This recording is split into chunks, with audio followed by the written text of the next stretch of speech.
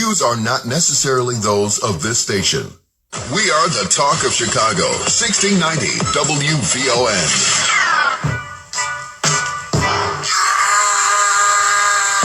Now you official now, but you got a soul to say. I just been cooking that note. I'm about to drop in the field. Think if I call it the grand, the people gon' call it the truth. Straight Words with Naba'a Richard Muhammad, Brother B.J. Murphy, and yours truly, Brother James G. Muhammad. The voice you're hearing now is not that golden voice of B.J., the Hall of Fame radio host. Unfortunately, he's not with us today, and we'll explain why in a few minutes after we bring our big brother on. But welcome to Straight Words.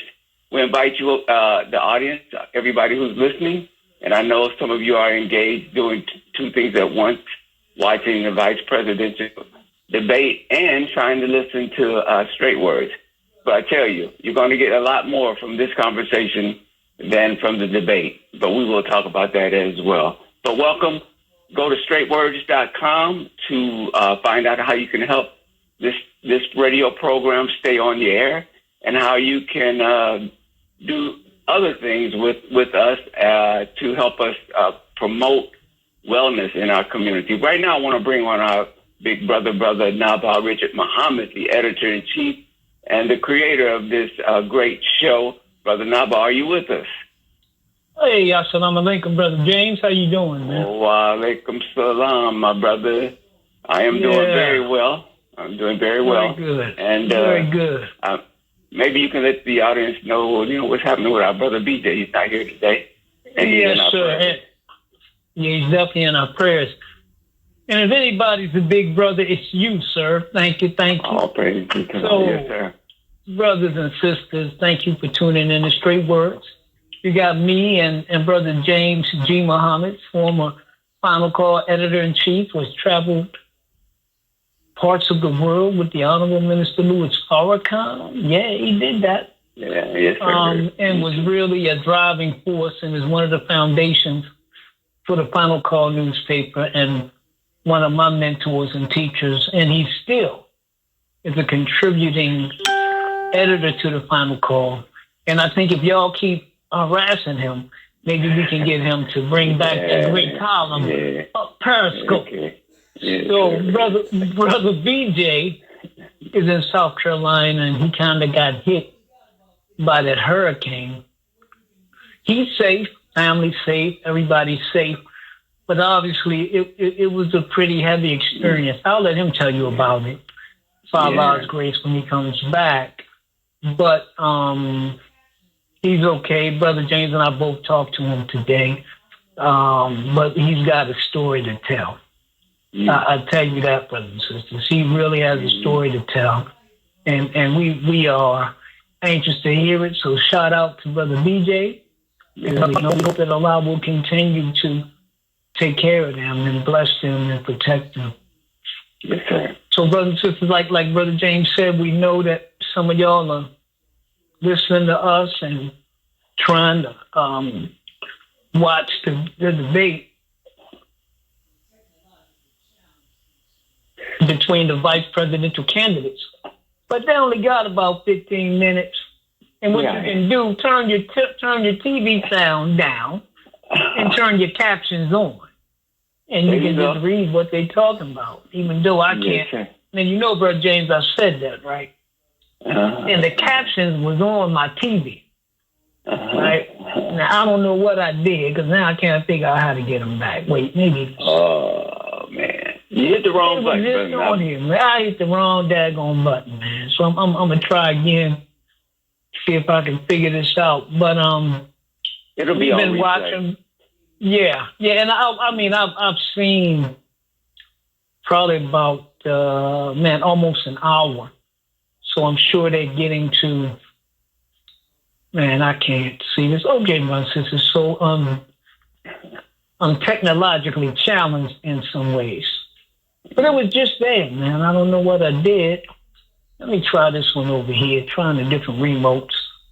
We're gonna try one thing, then we're gonna give up. We ain't gonna keep talking about this. But 773-591-1690, brothers and sisters, we want you to call in. If you want to talk about the vice presidential debate, which we will be talking about at 10 o'clock. But if you want to call in now, that's cool. It's between J.D. Vance, who is Donald Trump's vice presidential pick, and Tim Walz, Kamala Harris's vice presidential pick, for the Republicans and Democrats. And as we what is like 6 weeks before the election?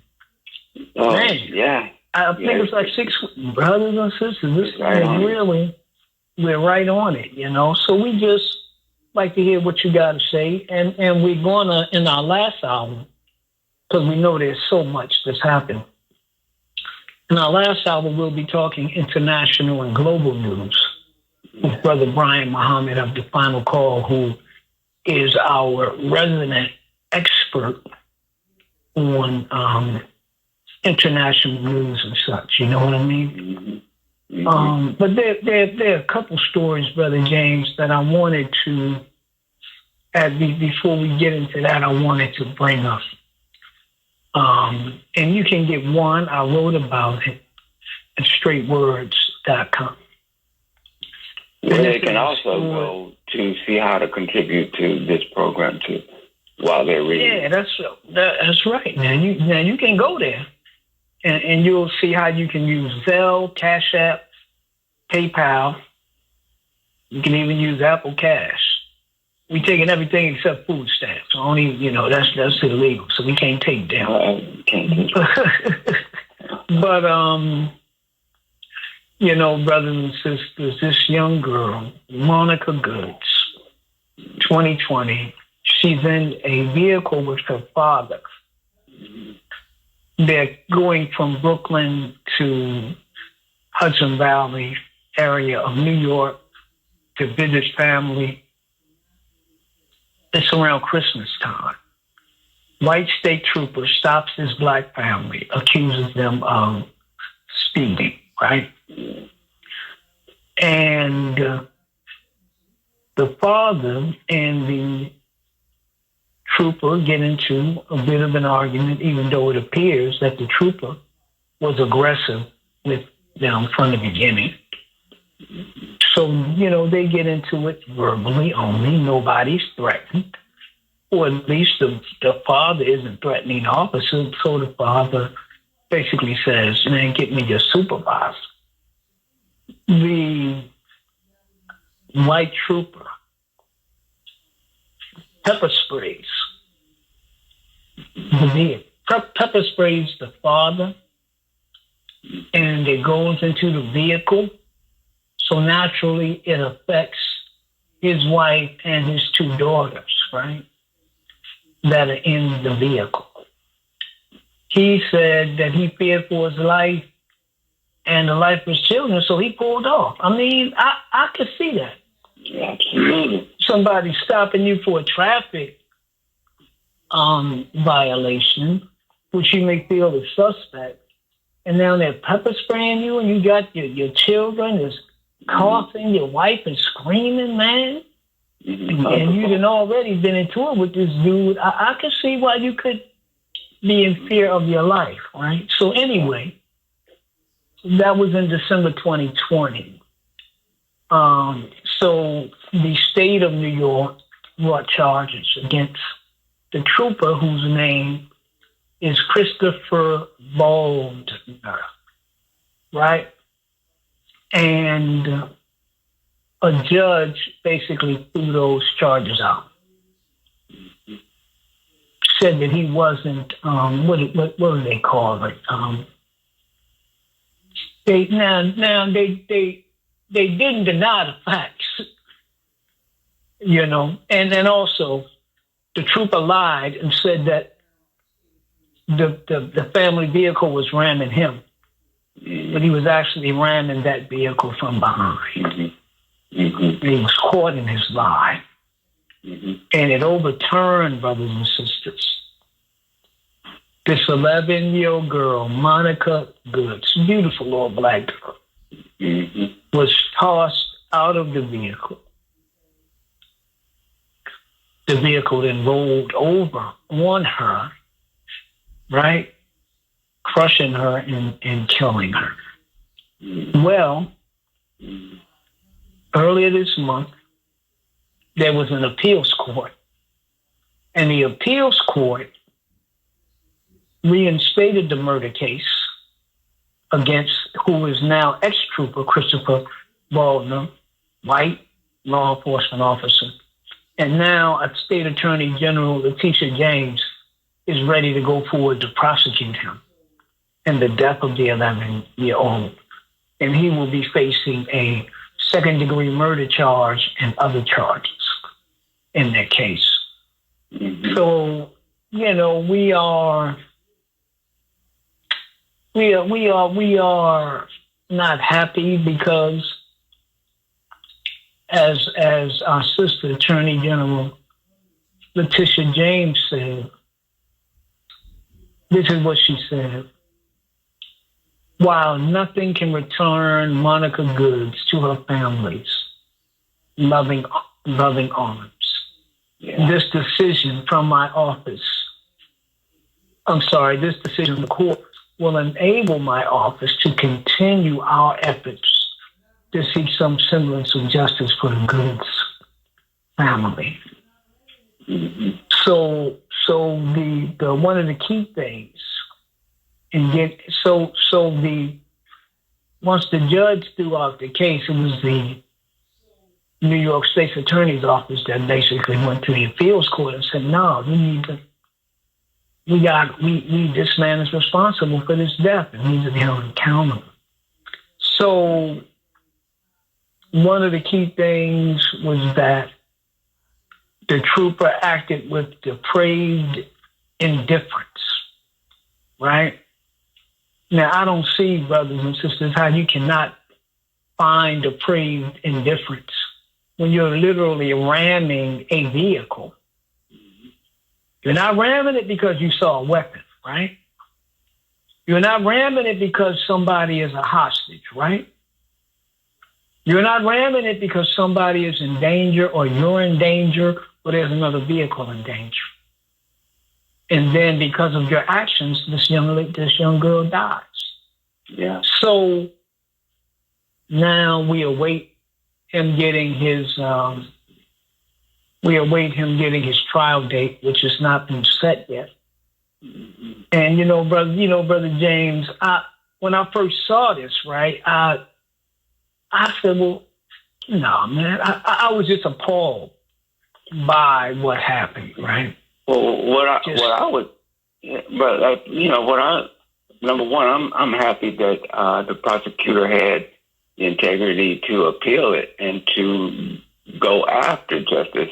But if you think about it, let's just say if it was a white middle class couple in that van, right, with a white young little girl and the white man's wife sitting there, would they have the same reaction, even to just spray pepper spray, basically unprovoked, into that car?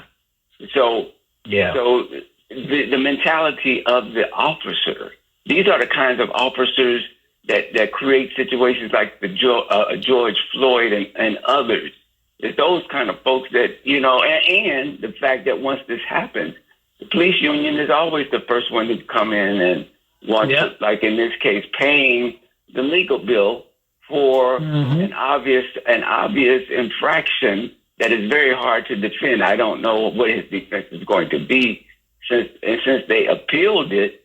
I mean, they're going to try to appeal it to a higher court, according to what I have read. And so, of course, they're going to stand by their blue. And even though the man lied, there's always lies that come into this. And there's never any accountability even for that. You're going to be a law enforcement officer and you lie about a case. There are rules about that are never enforced with regard to punishment and holding them accountable. So that, I mean, to me, that's, if it were a white couple, would it be the same response? Yeah. And Brother James, when I first saw it, I was so appalled just by what happened and the death of this child, right? You know, and I was like, well, maybe they're not black, right? Because, you know, maybe this was just a human tragedy. I look up the teacher, man, what do I see? Yeah. Beautiful black girl. Beautiful girl. Exactly. And it's like, here we go again. Yeah, exactly. Here we go again. And so over again. And like you said, in this case, the police union is standing with him, paying his legal bills. And the only one good thing, he's not getting paid because he was indicted and now he's been charged. So he's not getting paid anymore, but they're taking care of him. But like you said, this is no, he's out on bail, man. He's out on $100,000 bail. Oh. And this happened in 2020. So what, for the last 4 years? 4 years. He's been free? Yeah. So, you know, you think about how we suffer. You think about how we have to deal with this. And you just had Mr. Trump a couple of days ago say that basically you can stop the crime. You just need 1 day to let the cops go wild. That's what he said. 1 day. Yeah. An hour to basically beat the hell out of people. And then they will, the crime will go down. Well, according to FBI statistics, crime is already down, right? Mm-hmm. Yeah. It's already down, but that attitude, man, this is what reinforces everything that these officers do that would end up with us losing our lives. And it's really a terrible thing. And you think about not just to that family, but you think about what we as a people go through. Where you look, I was a little boy, man. But James, I don't even think I was 10 years old. And my mother taught me basically, if you're out, because I'm going to school, going to the store, you know, little stuff. If you're out and there's a problem, think about, can you resolve the problem yourself? I'm a child, man, growing up in Baltimore. See if you can resolve the problem yourself. Then if you can't, ask a police officer to help you. Mm-hmm. You see what I'm saying? So it wasn't like, oh, go to the officers, they'll protect you and you'll be safe. It was like, nah, baby. If you can get away from the situation yourself, do that. If you just absolutely can't, then you go to them people. Mm-hmm. You know, who else has to teach their children but us and maybe other Latinos or something? Yeah, bro. Well, that's the scary part. Well, the unfortunate part is that that's the kind of person that is going to have an opportunity to lead this country in the next 4 years, and it'll be a version of his first 4 years on steroids, because he's already said it. And as the quote that you just mentioned, it's evident that, you know, what he did in his first 4 years will pale in comparison to what Mr. Trump will do in this next 4 years with regard to law and order, decency, and all that other stuff that he. Yeah, law and Negro control. Man. That's what he wants. Negro abuse. That's what he wants to be an authority. Yeah, and he'll probably January 6th felons out, let them back to roam the streets and tell them to stand by, and we'll stand back and stand by. Stand back and stand by. That's what he said. You know, so and he's already pledged to do everything he can. Some people told him, well, the people already been convicted. He was like, okay, we'll see. You know, but he's made a firm commitment on that, man, and he ain't backed off of it. These are people that tried to literally overthrow the country by nullifying an election, an actual election. Police officers died that day. And hang the vice president. Hang the vice, man. They built gallows. We talked and if they would have caught him, if they would have caught him, that mob mentality would have resulted in him being hanged. Yeah? They would have hung the vice president right there on Capitol Hill, man. On Capitol Hill. Right there. If he would have made it to the gallows, you know? That's true. If he would have made it, because they might have just beat him to death. And Trump was the one that said to them, go down there. You got to fight like hell for your country, because if you don't fight, you're not going to have anything, you know? Yeah. And the other side of that is, for me, it's this other thing. You know, President Biden has said many things. He's got a commitment to Israel, right? Our commitment to Israel is ironclad. He's got a commitment to Ukraine. We're going to defend them, and they're going to be free. He got a commitment to NATO. He got all kinds of commitments and statements and policies that he's making. Talking about Biden. Talking about Biden. Okay. Yeah.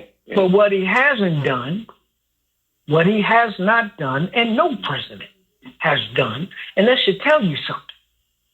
If no president has done what I'm about to say, Mr. Biden and none of them, including all the Democrats that's supposed to be our friends, as long as we've been suffering, getting killed, getting tortured, getting set up, being framed by cops,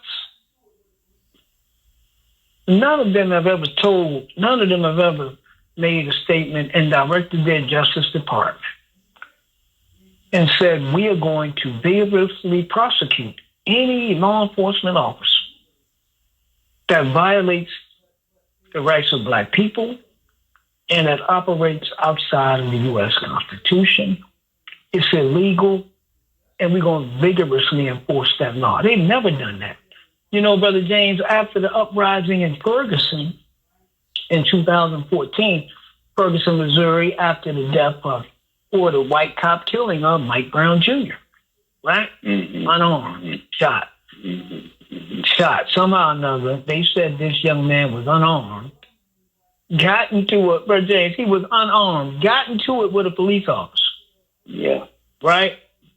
Police officer, if I'm not mistaken, they said shot him. Then he ran. Then he turned around and ran to an armed man, like he was the Hulk or something. Now, who believes that? But there's never been that kind of position taken. And in Ferguson, the Justice Department came out with a whole report detailing all these rights violations that Black people had suffered under the police in Ferguson and under the local city government, where you had a majority Black city, but a majority white rulership, overwhelmingly white police force, right? So the Justice Department detailed all of these abuses, all of these violations of constitutional rights, and they didn't charge not one person, brother. Mm-hmm. They didn't link it to nobody. You know, they didn't link it to no. So nobody was prosecuted. Then they came out with the consent decree, like the one they got in Chicago. Yeah. Supposed to hold the police department accountable. Chicago consent decree is so old in terms of what the police ain't doing. And in these same departments, with these consent decrees, which are supposed to be legally binding, and they're supposed to make sure the department is reformed. Many of these same departments, the same one with the consent decrees, they still, in those departments, Black people are still getting shot and killed, right? Yeah. Black young men are being arrested and framed. You had a $50 million judgment recently paid out, or recently a federal jury in a lawsuit declared that this brother who sued because he was wrongfully incarcerated for years, he got $50 million in terms of the judgment. Of course, he won't see all of it, but he'll see some. But and the thing, but Naba, to show you the mentality of for me anyway, of our elected officials, one of the main perpetrators of this kind of activity among police officers was John Birch, who put a lot of innocent people in jail, but he was able to retire and keep his pension. Absolutely. Even until his death.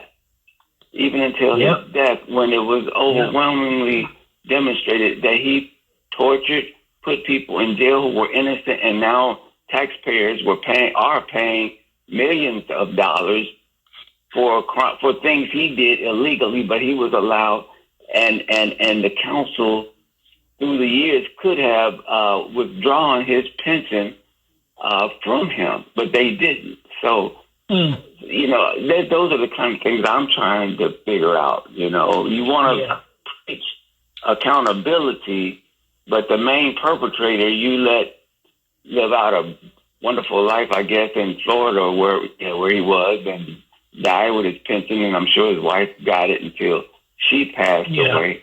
So it's like empty words that we hear all the time. Just like we're hearing in these debates, empty words. Yeah, because there's always this talk of accountability, but none when it comes to people who violate us, Right. So, I was talking about the case of Marcel Young. This is the brother who the federal judgment by the jury was $50 million. But and I wrote this piece too. I got a couple pieces now, straight words, so y'all need to go and check them out. This is another one. And part of it talks about wasted millions, wasted lives. It's about the money that Chicago pays out.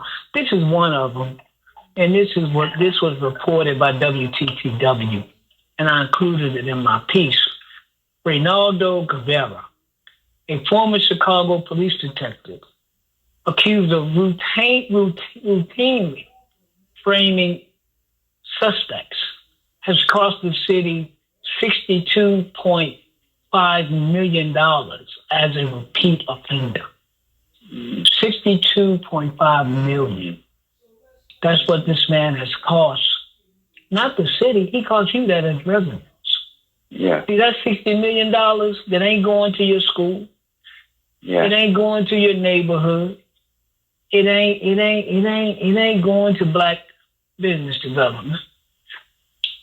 And WTTW also reported there are at least 11 other lawsuits, at least 11 now, that are still pending against the city.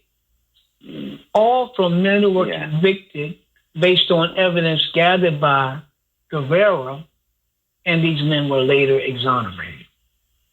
That's what we're dealing with. You know what I mean?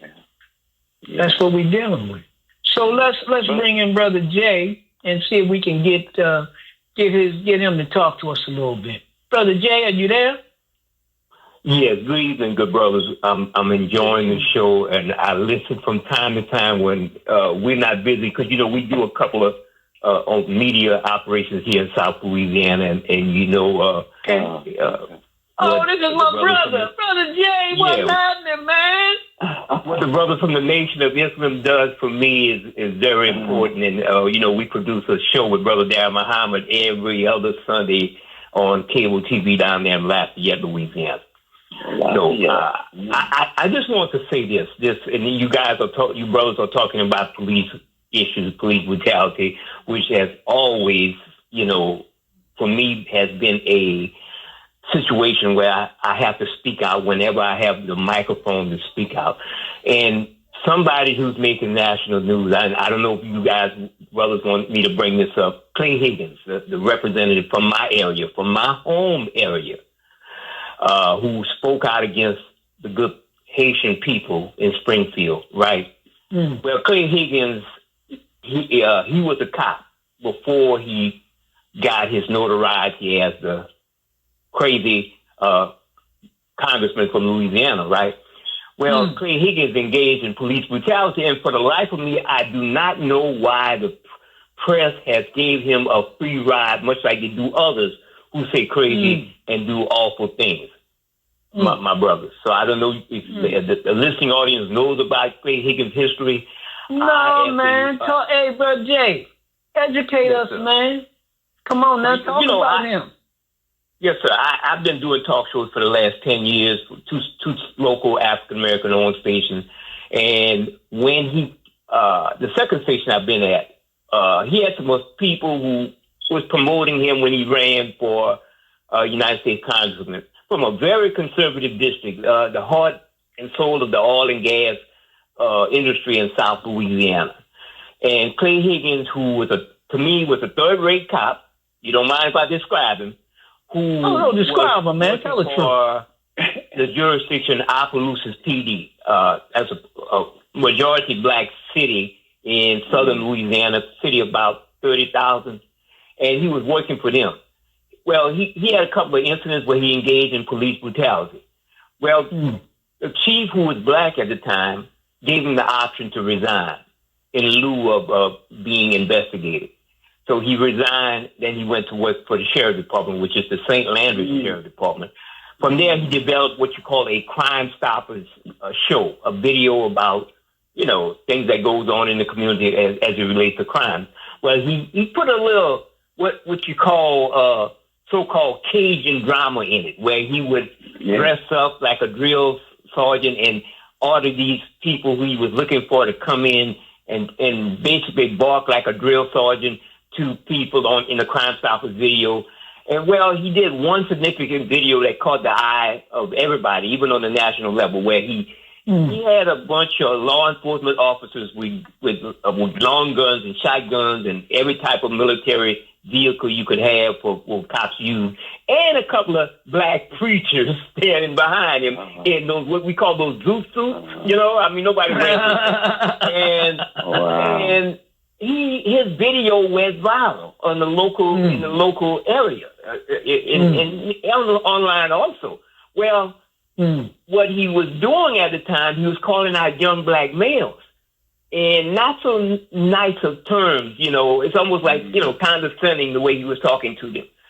And there's one particular group, a so-called group of what they call the Gremlin Gang. This young man, one of the young men who's now a rising star in Cash Money Records in South Louisiana with the rapper Baby. They called him out for some he accused him of doing some stuff. Well, anyway, that went viral. The St. Landry Parish Sheriff recognized the criticism from the Louisiana ACLU and activists such as myself who had a media platform and others. I'm not saying I was the only one at the time. Well, he resigned. Then he took that up with a couple of those right-wing groups that, get your notoriety up. And from there it went viral. Local media did stories on him. CBS News did a thing on magazines, started printing stuff. And from there he used that to win the election to the 3rd Congressional District in Louisiana.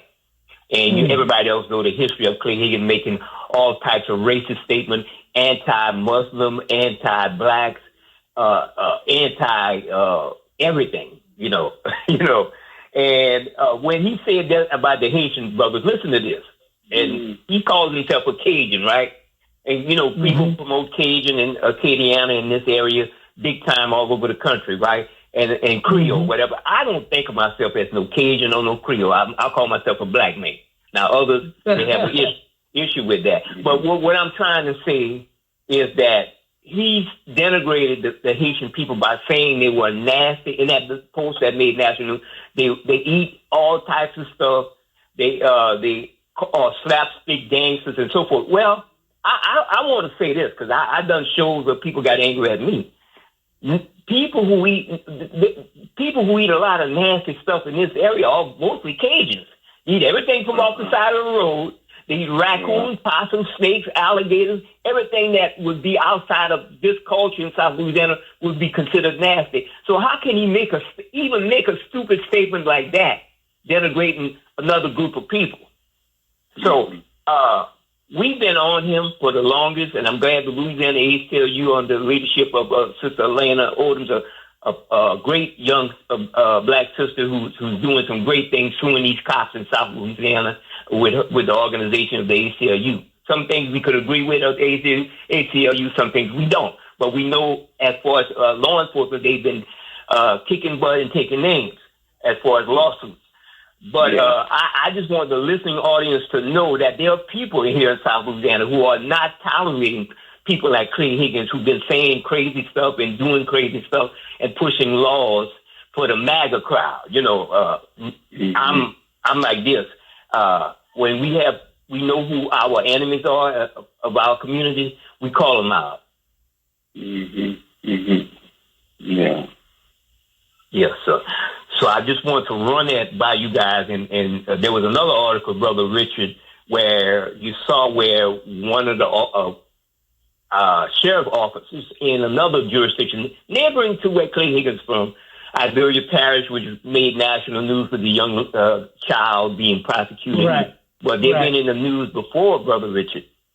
They've been in the news as far as we had one of the most heinous sheriffs in South Louisiana in Iberia Parish, and we, Sister Khadija and I and others fought by protests and getting the information and news out where the feds came in and prosecuted that sheriff, where that sheriff had hired a deputy, and that deputy was the first one convicted, being caught on tape with a viral video that I presented from someone else that made national news of beating a handcuffed suspect. Well, that officer had pled guilty. He pled guilty. He got a slap on the wrist, 1 day in jail, and so much $1,000 of fine. Well, he fast forward to from 2015 when that happened to 2024. He was appointed assistant chief of a small town, St. Martinville, Louisiana. Matter of fact, hometown of Jeff Landry, hometown of the governor Jeff Landry, who's another racist. You know. So this past week, he attacked a man in his position as assistant chief, and he was. I read about that. Duty. I read about that. Yeah. So we know these officers, these police officers, get rewarded. Clay Higgins got rewarded. You send it to a congressman, a do-nothing crazy congressman. This officer, Cody Laperouse from St. Martinville, he got rewarded from beating a handcuffed black suspect to assistant chief. So we know what happens. So when you guys say they get rewarded and they move up the ladder for abusing black folks, it happens.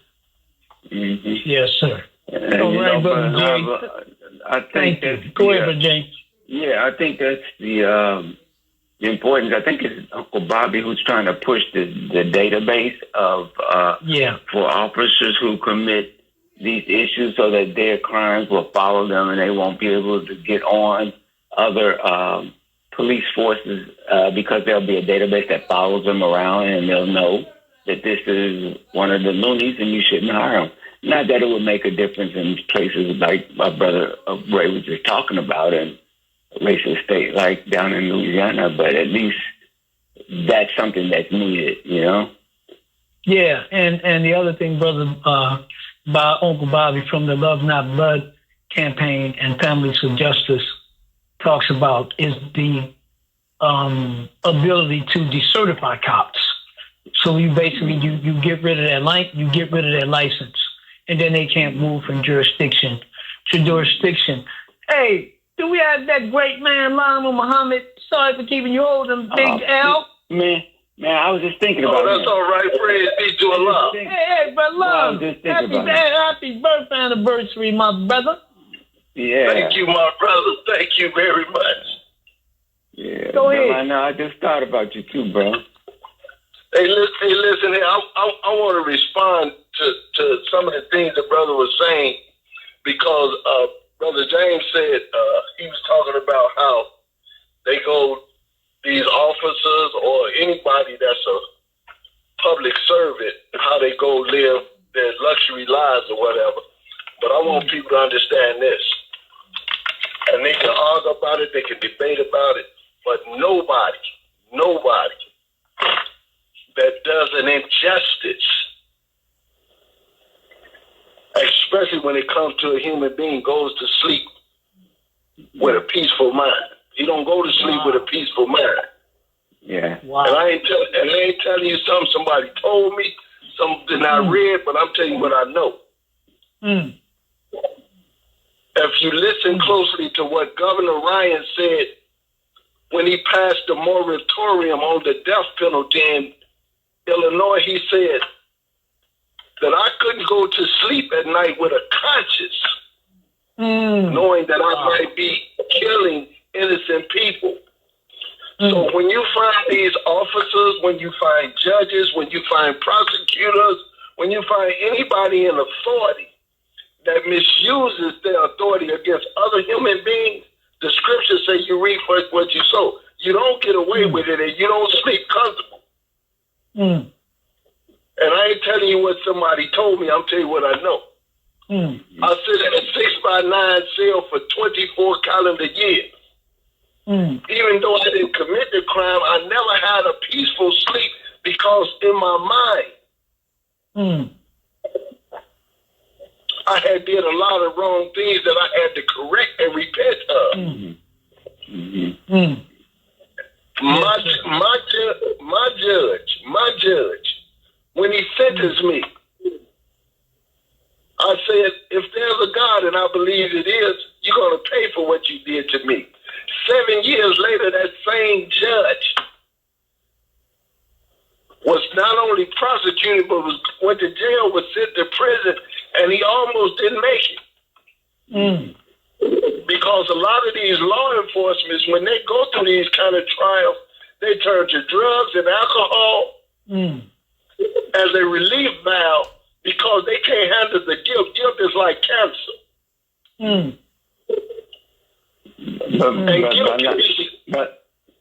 Brother Lionel, one thing that's different about you and the people we're talking about, and you mentioned it, you have a conscience. Absolutely. I'm just thinking about like this governor down in Missouri, who everybody knew the brother who was on death row was innocent. Everybody. And even the victim's family was saying, don't execute.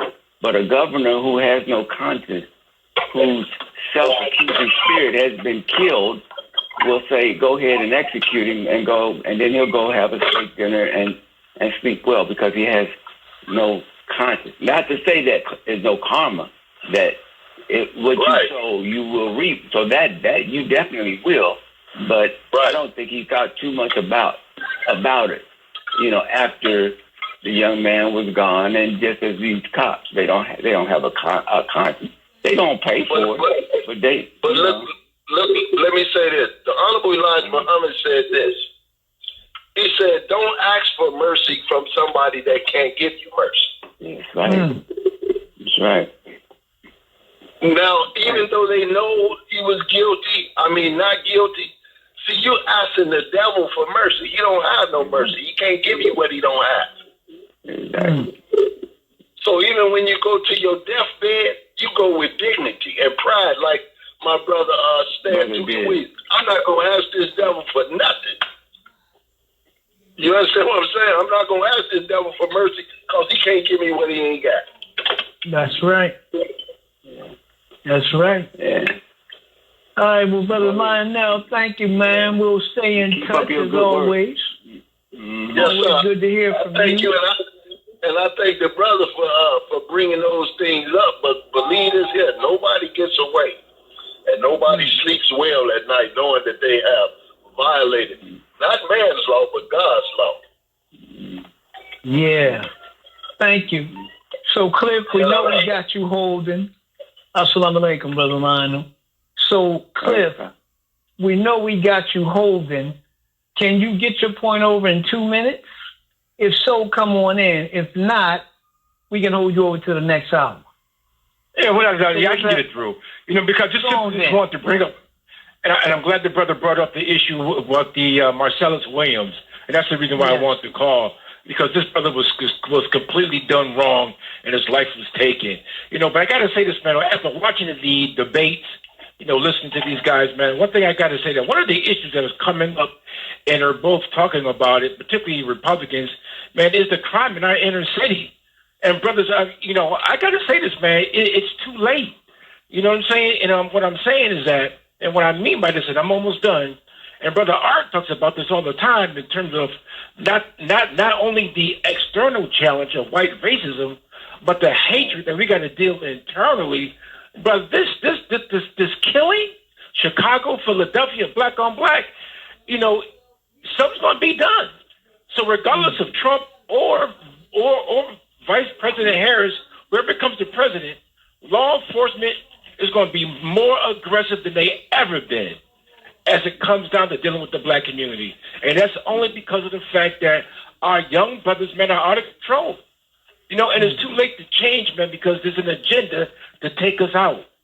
And we're going to suffer. So whether it be stop and frisk, whether it be more police killings and more police beatings, brother, it's coming.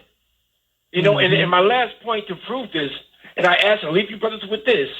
When's the last time a member of the Nation of Islam was abused or mistreated by the cops? Now figure that out and then explain what I'm saying and why not. What's the difference? Well, we've had a few, brother Cliff. We've had a few when I was involved in one. But why don't you hold on? Why don't you hold on and we can continue to have this conversation? Why don't you hold on through the break, okay? Sure, I'd be honored. Absolutely. All right, yes, sir. All right, so brothers and sisters, you're listening to Straight Words on WVON AM 1690. Call in 773-591-1690 and join this conversation. Stay tuned. We, by Allah's grace, will be right back. Don't go nowhere. Hey, this is Matt McGill. When I was 7 years old, I lost my mother to breast cancer. All I can say to all my sisters out there, I love you. Get a mammogram. Think pink. Breast Cancer Awareness Month is powered by Equal Hope. Get the support you need for a healthier life. Call 312-942-9368 or visit equalhope.org. The talk of Chicago and the voice of the nation is 1690 WVON, Berwyn, Chicago.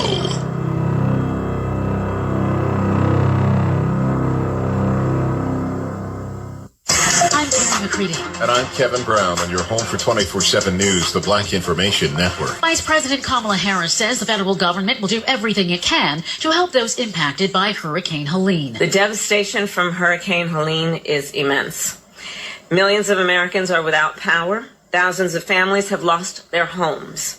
Entire neighborhoods have been destroyed. The Democratic presidential candidate visiting FEMA headquarters to thank workers for their response to the deadly storm. At least 120 people are dead across 6 states, with a third of those deaths in western North Carolina, including Asheville. Harris says crews are already making progress in helping those affected. So far, more than 3,300 federal personnel are on the ground to assist with recovery efforts. They are deploying food, water, and generators. More than 2 million customers are without power or cell phone service, and many don't have clean water to drink. Harris said she plans to visit some of those areas as soon as possible, as long as it doesn't disrupt any emergency response operations. 2 in 3 Americans say neither political party is giving enough attention to the topic of health care this election season. According to a Gallup survey with the nonprofit West Health, Democrats and independents were more likely to say health care isn't getting enough attention than Republicans, although just half of GOP voters say the candidates could focus more on the topic. Meanwhile, 27% say health care is being discussed just the right amount, and only 6% say it's getting too much attention. All right, well, top Democrats want New York's Black State Attorney General Letitia James to be prepared for a special election run for mayor. In the event, embattled Black Mayor Eric Adams steps down prior to the end of his term. Party leaders are concerned about a special election sending the city into further chaos, with Democratic lawmakers ready for a potential race, and former Governor Andrew Cuomo reportedly teeing gearing up for a political do-over.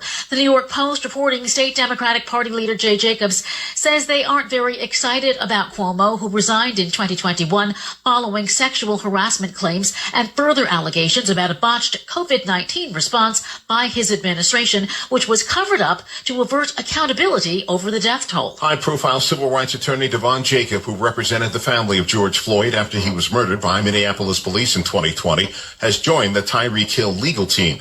This comes after viral video footage of the 30-year-old Miami Dolphins wide receiver showed him being mishandled by police in Miami last month. Officer Danny Torres can be seen pulling Hill from his car and forcing him to the ground.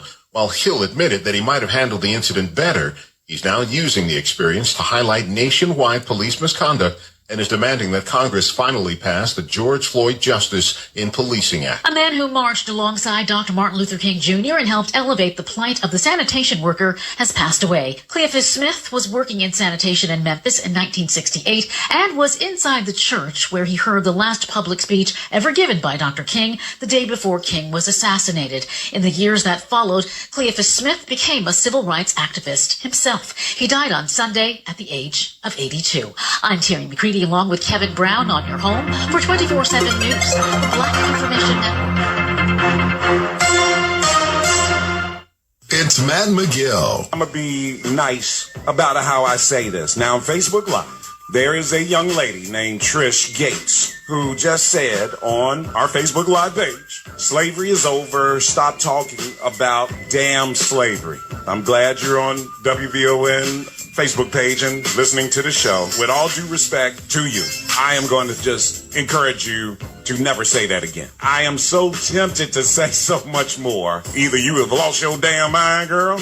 You don't know who you talking to. This is WVON, girl. You don't talk about slavery and you whites talking over there, man. You lost your damn mind. Weekdays at 1 p.m. on the Talk of Chicago, 1690 WVON. Hey, it's your man Steve Parker, and Uncle Bobby and Aunt B, the founders of Love Not Blood campaign, would like to welcome the 200 Families United for Justice Network members to Smoke and Choke and No Joke in Oakland, September 26th through 29th, 2024, a club nobody wants to be a member of. These families are impacted by losing a loved one to police. They will gather to celebrate unity, training, joy, pain, laughter, and good vibrations only at the 10th anniversary of Families United for Justice Conference. Families United will never be divided.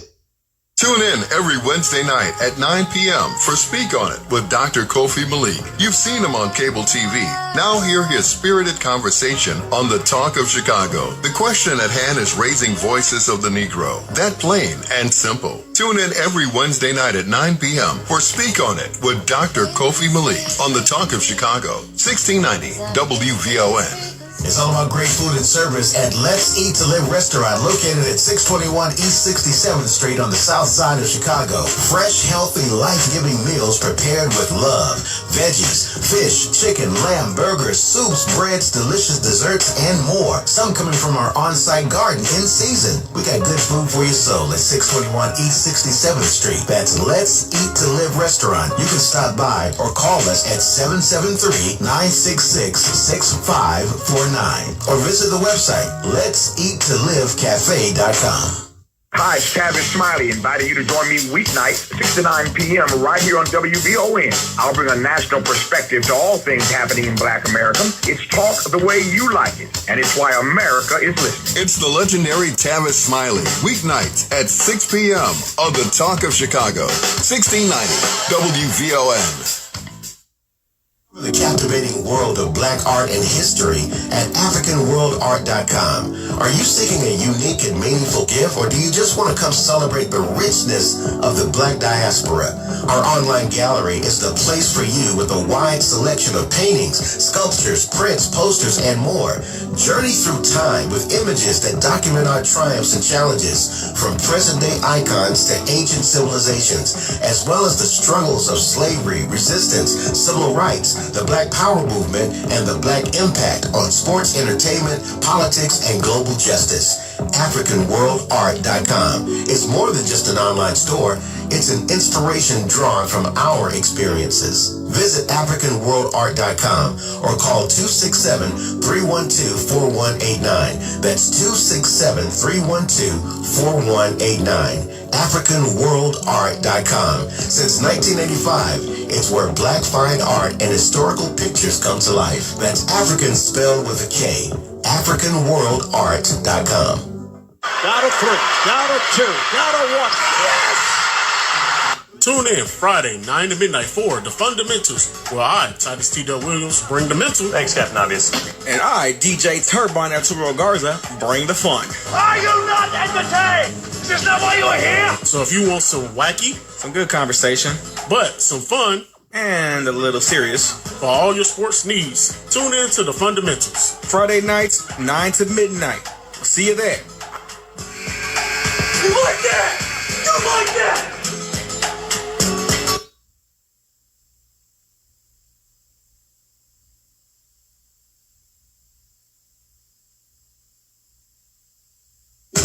Light, life, and power drives our weekly talk show. Straight Words on WVON 1690, The Talk of Chicago. This is Naba'a Richard Muhammad. This is Brother B.J. Murphy. This is Brother James G. Muhammad. Tune in Tuesday nights, 9 to midnight for real black talk. It's Straight Words. On Straight Words, we inform, we educate, and we have a good time. Black voices speaking on the black struggle for freedom, justice, and equality, and bold defenses of the Honorable Minister Louis Farrakhan and the Nation of Islam. This Tuesday, 9 p.m. to midnight Central Time on WVON 1690 AM and WVON.com. And go to our website, straightwords.com, for more content. We're black.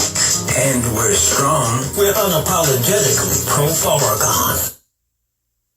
Hey, Alexa, play WVON 1690 AM. Getting WVON 1690 AM station from iHeartRadio. Try it out for yourself. America is listening to WVON.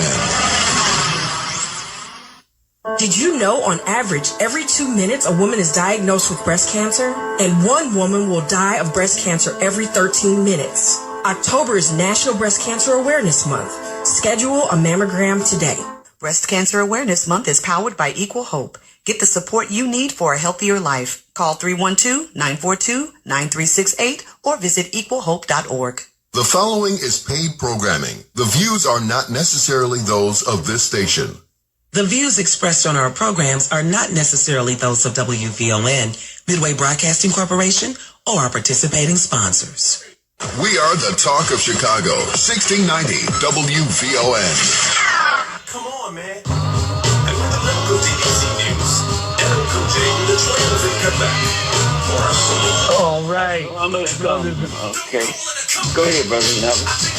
No, you go ahead, man. Bring us back. I just wanted to welcome everybody back to hour number 2 of Straight Words with Naba'a Richard Muhammad, Brother B.J. Murphy, and Brother James G. Muhammad.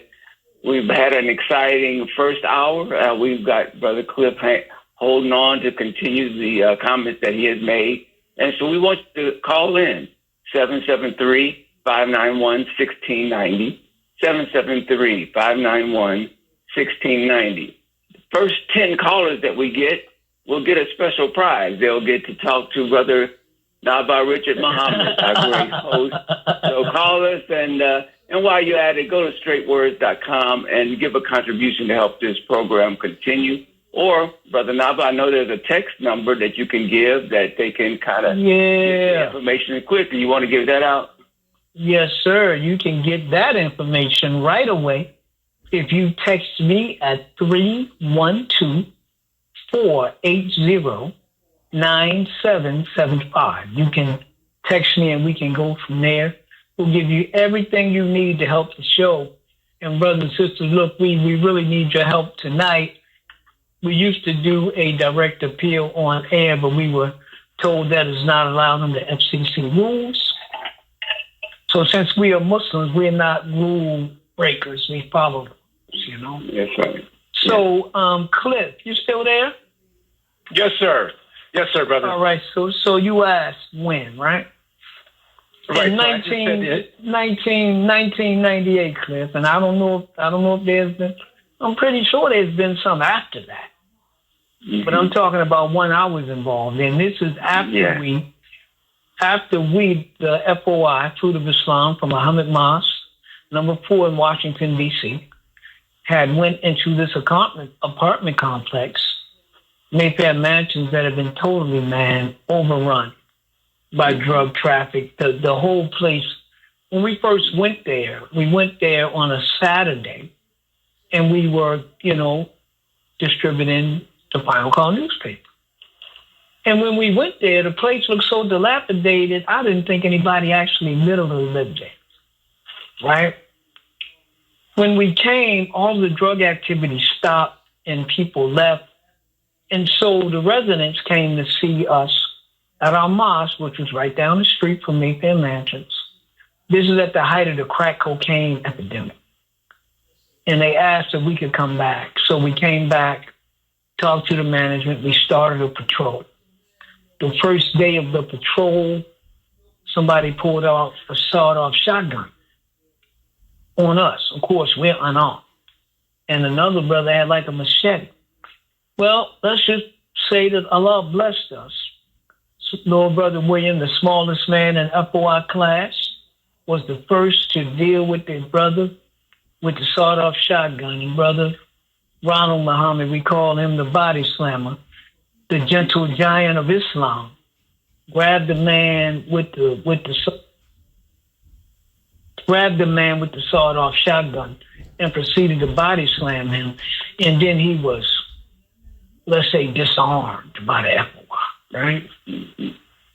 Sometime after that, man, so now, there happened to be a local NBC affiliate TV crew that was there that showed up. They happened to capture this encounter. And it went viral, really. I mean, just all around the country. So it was all around D.C. And so, we were out on 14th Street, which was then a notorious kind of prostitution spot and all kinds of activity. But people were out there all hours of the day and night. So we went down there to, sell the papers. So we're out there. So this white cop on his scooter, now in the middle of black women walking butt naked, right? Walking down the street, clearly selling themselves. Drug transactions going on.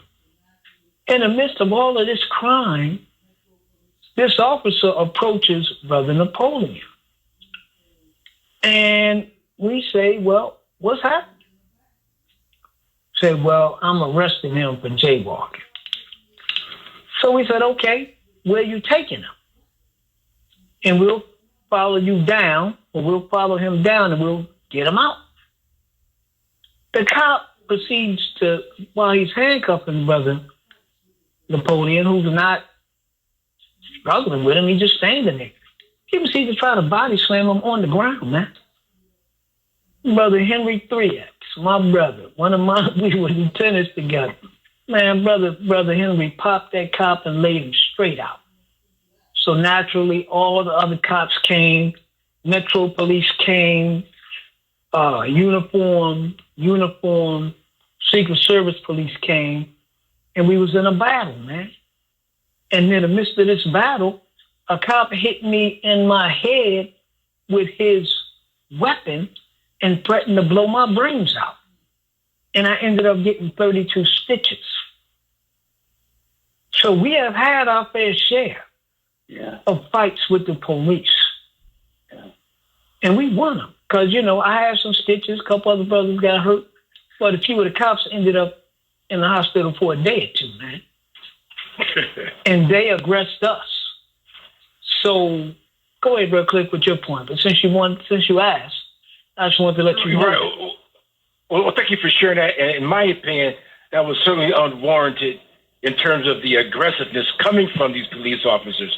When their job is to simply escalate a situation, which I believe most black cops do, even confronted by deranged white criminals and white suspects, contrary to white police officers when they interact with our black community.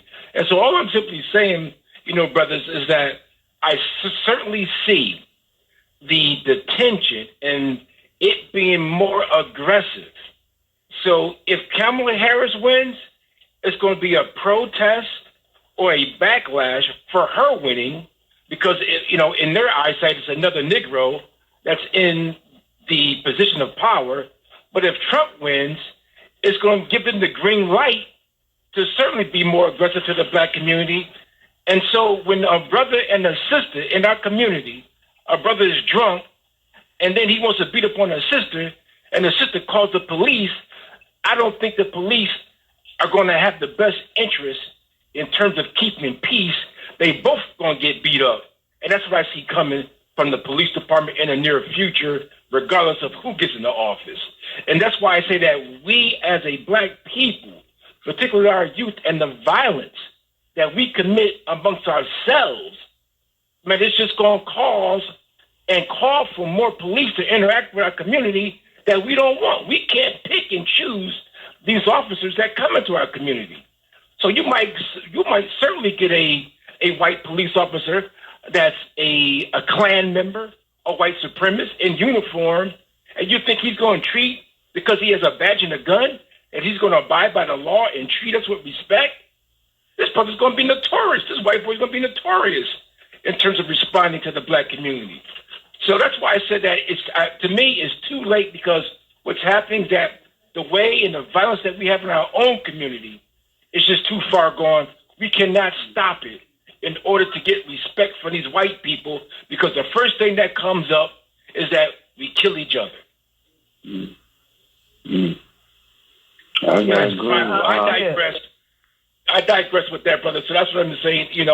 I hope it doesn't happen, but it seems to be the attitude, and we're going to pay for it. They're going to institute stop and frisk, all type of programs. Innocent people are going to be affected by this only because of ourselves and what we've done to ourselves in terms of our youth being violent, not towards white people, but towards us in our inner cities throughout the country. That's just my opinion. I could be wrong. But thanks for thinking about it. Assalamu alaikum. Well, alaikum salam. Thank you, Cliff. I would say this. It's not only because of ourselves. It's because of the nature of the beast in human form that we're dealing with. Why do I say that? You had the death of Elijah McClain, right? Very small, 20-something-year-old young black man, wouldn't hurt a fly. The young man literally, he played the violin. He would literally go to shelters and play music, right? For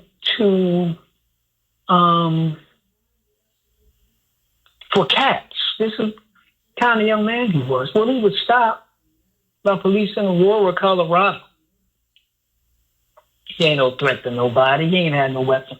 Somebody called 911 and said they saw a quote-unquote suspicious person. Elijah was a little anemic and he used to wear a mask sometimes. And he was an introvert, The police rolled up on him, brother, in what should have been a simple encounter, right? Checking to make sure that he wasn't up to nothing nefarious. Instead of that, they ended up having this young brother in a chokehold. How and why did it escalate to that? Then after they had him in a chokehold, he went into a medical emergency. And that medical emergency, the EMTs showed up to, quote unquote, assist. They gave this little brother a massive sedative. Didn't follow department protocol. And Elijah ended up dying. After his death, some of these same cops went back to the place where he died. And they mockingly reenacted what they had done to him. See, that ain't related to what we do to ourselves, because this young brother wasn't doing nothing. He was no threat. That's the nature of the enemy that we're dealing with. However, the Honorable Minister Louis Farrakhan has said that we must fight a war on two fronts. We must deal with the problems from without and the problems from within. And you're right in this way, Cliff. There's entirely too much violence among us.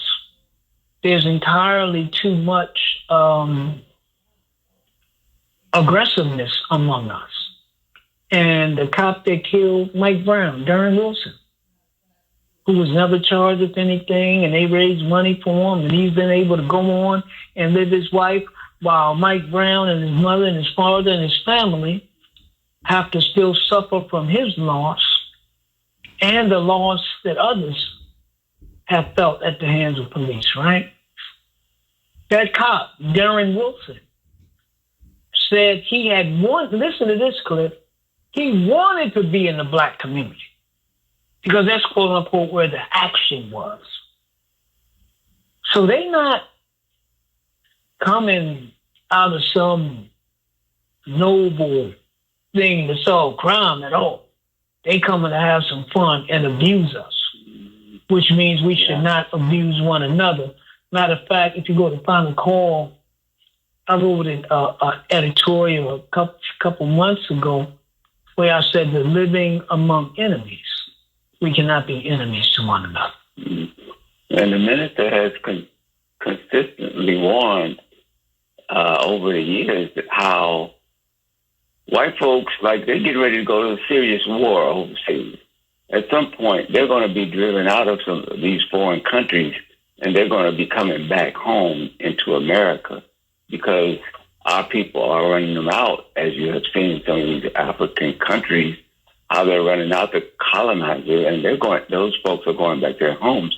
And when they come back to the United States, they're going to be looking at the black community, especially as it's being portrayed in the media, you know, as wild, buck wild, super predator, all that stuff. And their anger is going to be expressed on our community. And so, to Brother's point, yeah, man, we have to get it together. Time is running out, and the best advice that I can give is to listen to the minister and you know, with Honorable Elijah Muhammad said, that separation is the best and only solution. And I know that's hard to get our heads around, but it has been done before in history, and we can do it again here. That is a subject that none of the politicians will touch, though. However, with regard to justice for our people, that's reparations and justice in terms of reforming and giving us the justice that we're supposed to have. Yeah, and you know, it's again, brothers, and I'll add this too now. Crime is down. FBI statistics reported that. FBI statistics have reported that. Recent statistics. But that still doesn't mean that there isn't a tremendous amount of crime among us that we must stop. We can't wait or expect our enemy to do it for us, brothers and sisters. And Brother Cliff, you mentioned if there's a domestic dispute and the brother's a little inebriated or drunk and he's trying to beat on his woman or his wife and she calls the police, it's not going to be a good situation for either of them. But it don't even have to be that, Cliff. I just saw something where, believe it or not, Brother James, a white man, right? His family, check this out now. His family called the police. Not the police. They called for emergency assistance. So they called for the EMTs, right? Because the man was having a seizure. He needs medical help. For some reason, they couldn't get him under control. They called the damn police. The police end up handcuffing this man, putting him face down put him face down, and the man ends up dying, man. Yeah, I saw that. And when you see this man, I'm talking about a white man. Yeah. And when you see the pain of his family, when you see the pain of his mother, as she says, He needed help with a seizure. Right. You know, why? How could he die? And she's just crying, man. Yeah. So that's a horrible thing that happened, brothers and sisters. Yeah. And we want you to understand one thing about what we believe. We don't believe in doing harm to nobody. We believe in treating people the way that we want to be treated. The only way you don't get that from us, or the only way you get another response from us, is if you attack us, and we have to defend ourselves. That's the other thing, the difference between us. When the police have raided mosques, the Muslims have fought them and threw them out of the mosque, man. When they have gone to abuse one of us, we don't go like little sheep. We're taught to never be the aggressor now, never. Right. And we're taught to respect those in authority so long as it doesn't conflict with your religion. We're taught to deal with police officers a certain way, respectfully, even when they're wrong. Mentally sharp. Right? Yep. Dealing with them so if they don't de-escalate, we do everything we can to de-escalate. But when they pass that threshold, man, and they trying to beat one of us, right, we don't just pull out cell phone cameras. No, we got to fight for our lives. We don't turn the other cheek. We got to turn your cheek before you take our life. So certainly what we're saying, brothers and sisters, the wisdom of the Honorable Elijah Muhammad and the way that he makes us better, he makes us wiser, man. He makes us sharper. He wakes us up by Allah's permission so that we understand we got an enemy, not just somebody that don't like you, a straight up enemy that wants to destroy you. And so if you got an enemy that wants to destroy you, you got to live your life a certain way, first of all, because it's what Allah commands. That's number one. And you can't be a Muslim if you don't submit to the will of Allah. Doesn't mean that we're perfect, but it means that we're actively striving to submit to His will. Right?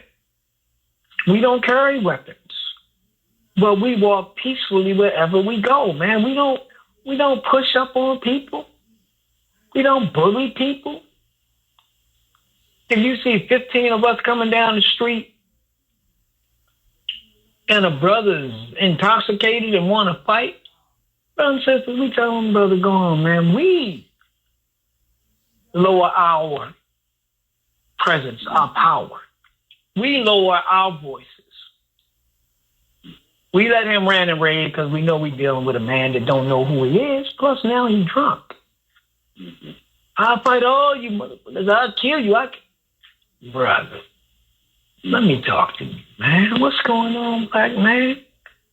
You don't have nothing to fear from us, man. We not going to hurt you. We not going to disrespect you. What happened? Well, that nigga right there, I ain't like the way he looked at me. Really? Oh, brother. Well, I'm so sorry if you feel that way. We don't mean to offend you. But you know why he was looking at you, brother? Because he see God in you. God in you. There you go. And that disarms our people, bro. You see God in you. They don't expect that kind of response to come.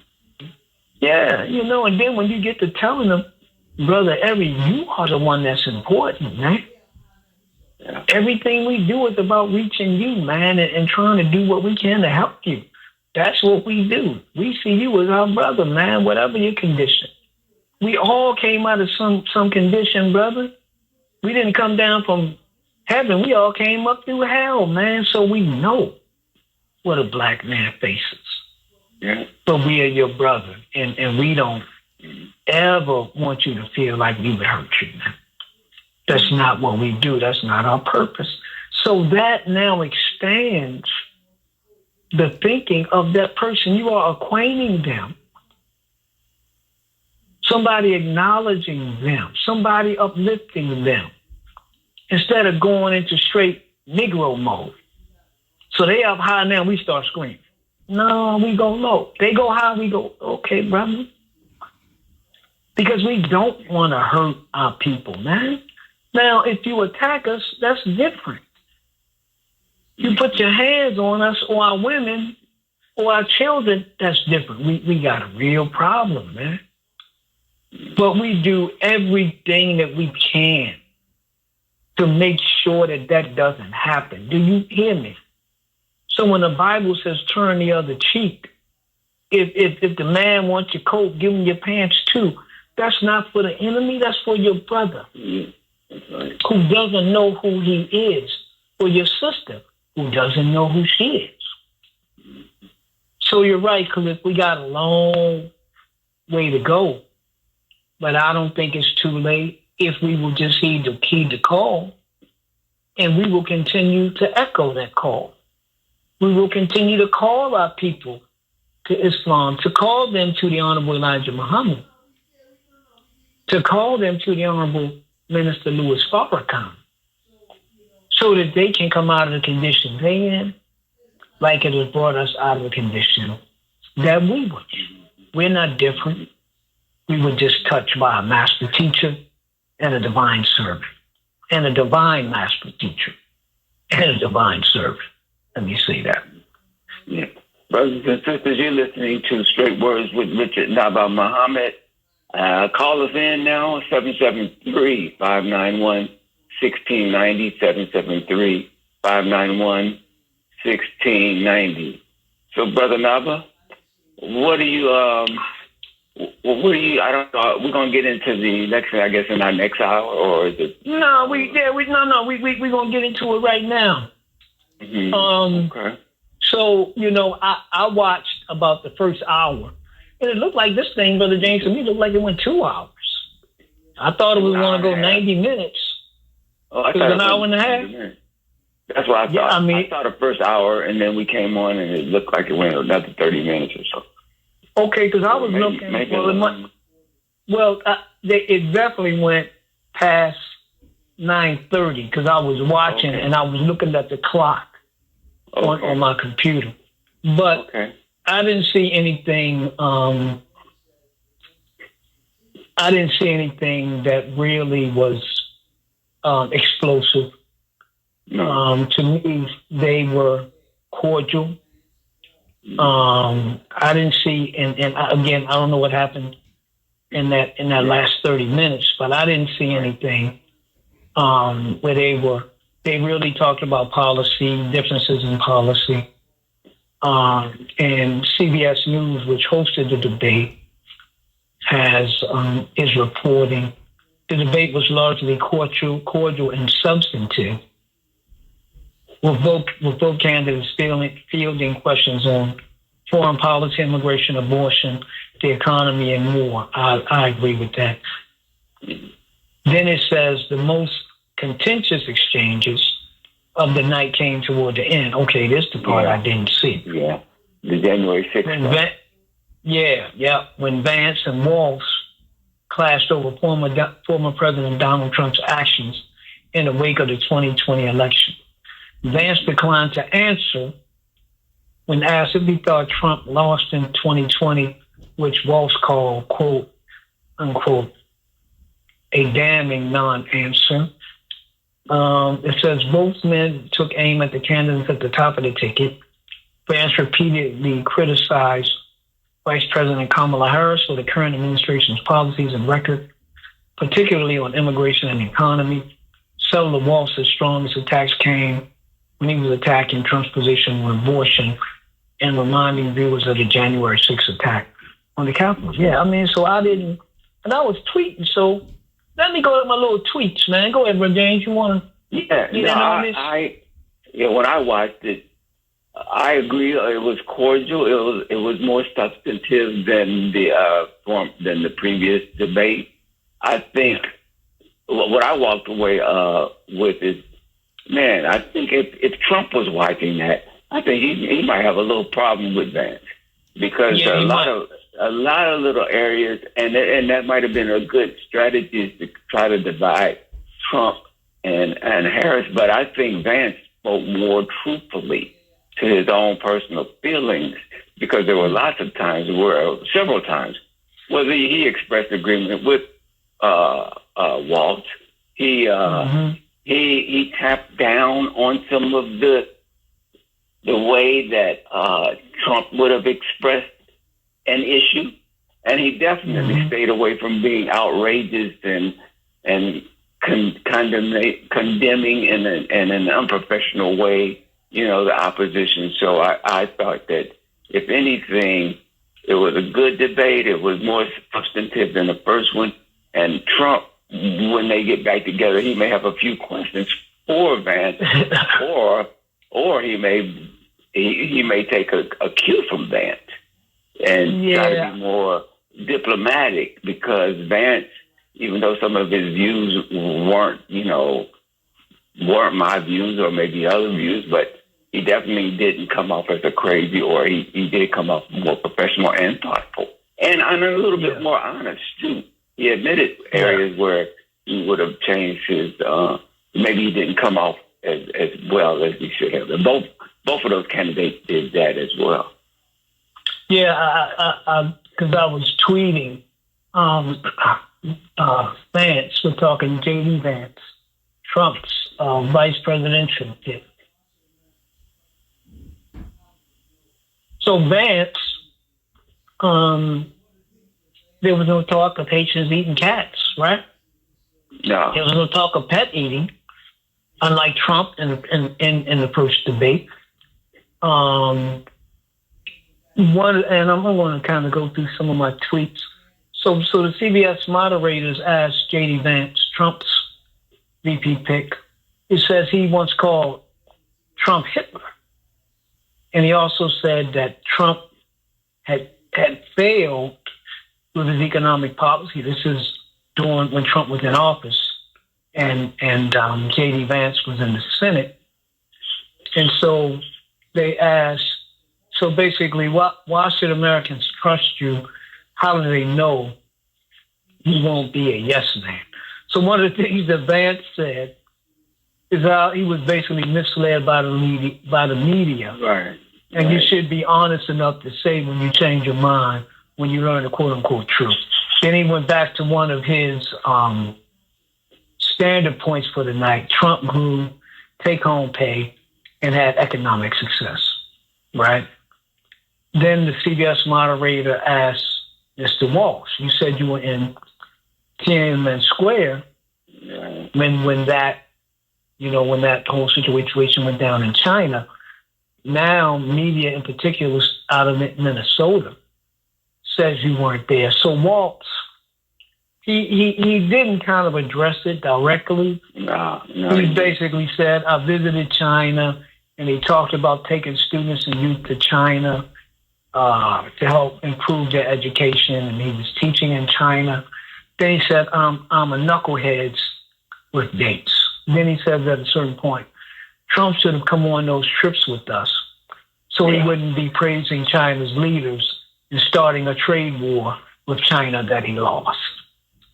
So that's a couple of the points that he made. What I thought was interesting about that exchange was that Vance didn't come back at him to condemn his service as he had done in other instances about that misrepresentation, because then he also had to kind of fess up to some of his misstatements, in that little 4-minute segment. So that was a shorter segment than I thought it was going to be, because I thought once Walz started talking about that Vance was going to pounce on that and further condemn him. But instead, he just dealt with his own misquotes, and they just moved on. Yeah. I thought that was I think the moderators kept stuff under control. Yeah, they did. I only saw a couple, and they were under control, the two vice presidential candidates. But the moderators definitely kept it under control and kept it moving.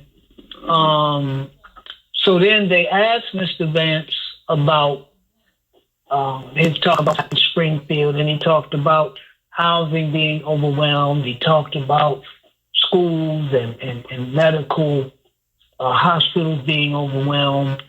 And I think he said Kamala Harris let millions of illegals into the country and just destroyed the lives of residents in Springfield, Ohio. Then he started over-talking. Then the moderator was like, okay, that's enough. Then he started to over-talk. It was two female moderators. Mm-hmm. He started to over-talk her. Then Walz responded, and the moderators cut their mics and said, hey, we need to move on. We need to move on through the economy. So they wasn't playing. No. They wasn't playing. No. You know? So then when they came back, they were talking about the economy. And this is what I found was really interesting. The moderators asked Mr. Walz first about all these things that Kamala Harris wants to do. You said the Wharton School of Business has said it will increase basically the deficit. Yeah. And he responded, and so how do you pay for it? So he basically talks about different things. He said, well, that actually that the Harris economic plan will open up for new housing ownership. They'll give child tax credits to new families. There'll be a $50,000 tax credit toward business ownership. Yeah. He says part of the problem is Mr. Trump gave tax cuts to billionaires, which helped grow the deficit, and that him and Kamala Harris are just asking for the rich to pay their fair share. So then they asked Mr. Walz, this is the moderators, how do you pay for Trump's economic? How do you pay for Trump?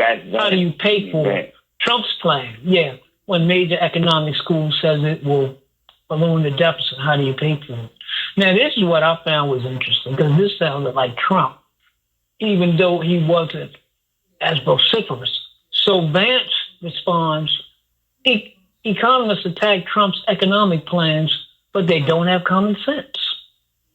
Then he says Trump increased, again, take-home pay, and we're going to get back to that common sense wisdom. So Mr. Walz responded. He said, well, J.D. Vance says economists, experts, health professionals, these people can't be trusted. He said, if you had health advice, I suggest you see a doctor, not Donald Trump. And then he said, we want the rich to pay their fair share. Right. Yeah. So Vance responded, the experts won't solve this. Yeah. So then Vance said, experts won't solve this. We need Trump's common sense. And Walz responded that under the Harris, in the Biden administration, over 250,000 more manufacturing jobs were created. So, these are just some of the things, but a marked difference. I don't see Trump changing at all, man. He ain't gonna moderate. But it was interesting that Vance was not as outrageous as he has been. Right. He's really outrageous and assaulting. But they're saying that win or lose the election, which again I think is only in about 6 weeks, that they're looking at him as a possible heir apparent to the MAGA movement. When Trump counts and lets it go, Trump has said he won't run again if he loses this election. Right. Do you really think he's going to give up power, though? Really? Right. Even if he ain't running, you think he's just going to say, hey, man, you take it. I'm going to go on. If Trump wasn't there, like you were just mentioning, like in his public prior to this debate, he was just taking his cue. He was pleasing his master. That's why he make the outrages. He has to parrot his leader. And on this debate, he had to, more than Trump did, he had to appeal to that undecided person. And he kind of figured out a better way to appeal to that undecided person is to appear like you have some strength. and some common decency. And that's what he tried to do, except for where he couldn't stray too far from the ranch. And I was just looking at, even at the end of the debate, I mean, there was a very cordial moment between Vance and Walz. They stood there for a few minutes chatting, patting each other on the arm or back, and totally different from Trump Harris. And so it was more of a cordial. It was like Congress should be acting in that way. Even though you disagree, you can have a conversation to see where there's commonality and that you can do something to move the issues forward rather than bickering and calling names and just being partisan just for the sake of being partisan. And that's what Trump represents. So. Yeah. I mean, it was really something, man. But I think you're right. Vance had more of an appeal to those who maybe weren't decided, right? Right. But I just got a text from my cousin. She said, I guess when I said Trump is going to change, she just texted me saying, heck no, he acts like a kindergartner. He will not give up the power. No, he does. That's absolutely true. Absolutely true. They're right when they say he only thinks about himself and what benefits him. And just recently, when he said, he was saying that Biden didn't respond to the governor, I think, of North Carolina. South Carolina, and the governor, and it's a bold-faced lie. I mean, North Carolina, even in the face of truth, he lies, man. Still. So, and that's a character issue. How can you, and that wasn't the only instance of that character flaw. That's been his whole 4 years previous and his whole campaign.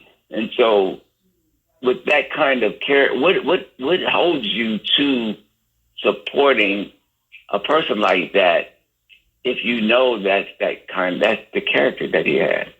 That's part I'm trying to figure that out, man. I cannot. Well, I think that you get to what is it that Trump offers to his supporters, and what does he offer to white people? And I think that what he offers, remember now, at a certain point he said to people, "I will be your vengeance," right? Yeah. Well, who are you trying to get revenge on? Students, right? He speaks to white frustration. He speaks to white fear of a country that's changing too quickly in their minds, where now you got to respect all these kinds of people. They see their privilege going away, even though they still have it, and they're on the top of society, but they're more and more anxious and angry, right? Mm-hmm. And that's the one thing I would say he's consistent on. He hasn't been consistent when it comes to abortion. He hasn't been consistent on anything economics except for tax cuts for the rich. Right. Right. He hasn't. I mean, there hasn't been a policy, I think, that you can name that he. I mean, he'll flip flop. He'll say he didn't say that whenever he feels like it. And that is those folks, that mob that was out on the mall on January 6th. If you looked at them and their living conditions, many of them, most of them aren't. I mean, a lot of them, maybe they may be middle class, lower middle class, some poor. If you look at what he represents, they have more in common with the black and the Latino in terms of economics and social issues, in terms of health care and needing some of the social programs that government provides. Many of the poor whites are on some assistance and that kind of thing. And Trump would take away most of that. He would tap into your Social Security. He would diminish some of your health care benefits. All of that which do not benefit in my mind, those who are at the base of his support. And I could be wrong, but I mean, they're supporting a candidate based on how he makes them feel as you know, as a population that may be becoming a minority to Black and Latino, you know, Black people in America and Mexico. Yeah, and I forgot who said it, man. But there's the famous quote that goes something like, essentially, the speaker, I forget who it was, I think it was a politician, was expressing the idea that basically the lowest white man should be able to feel superior to the highest Black man. Yeah. Right? Yeah. So that's what Trump he feels too represents. And there's a book that I bought. I read a little bit of it. Unfortunately, I didn't finish it. But it was called Dying of Whiteness, right? And it was talking about different issues like healthcare, this kind of thing. And literally, brother, they interviewed a man that had a chronic disease that would kill him. And they asked him about Obamacare or changes to healthcare or whatever, and he said he was against it.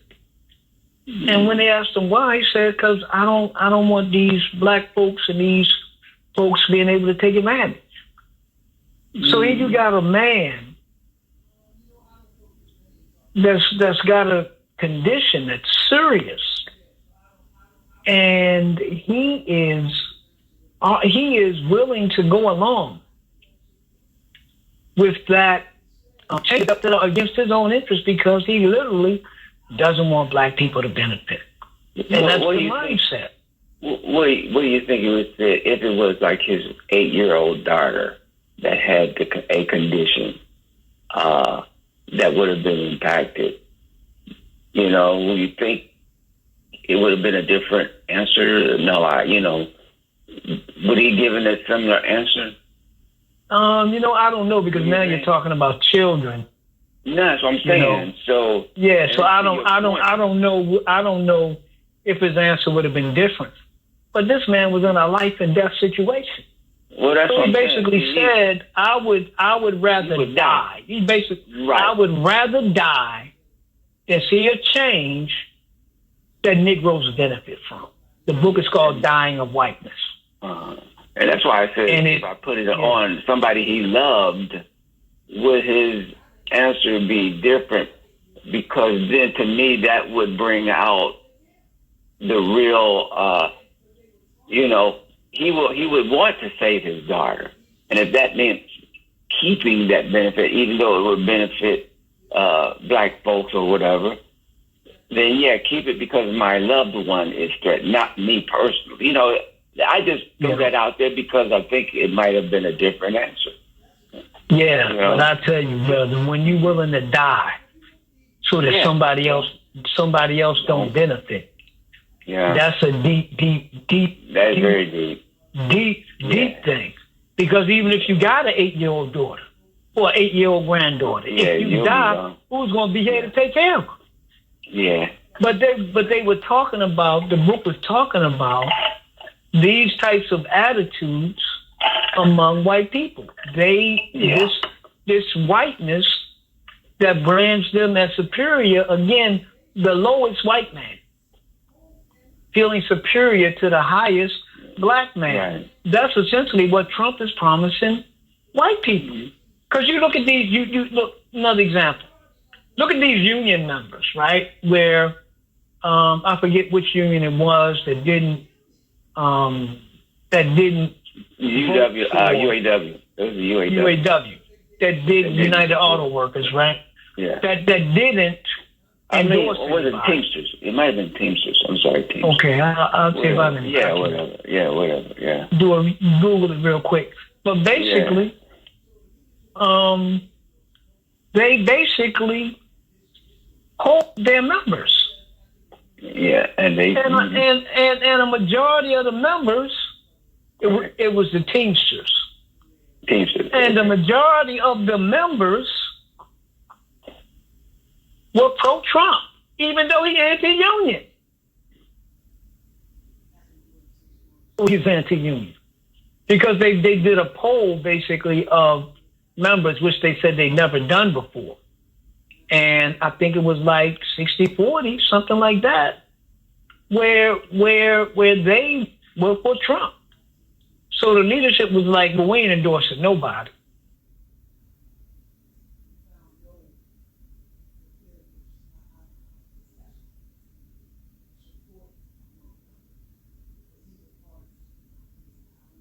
Even though he's anti-union. Because they did a poll, basically, of members, which they said they'd never done before. And I think it was like 60-40, something like that, where they were for Trump. So the leadership was like, well, we ain't endorsing nobody. And this was the first time. Yeah, it says after reviewing 6 months of nationwide, this is from the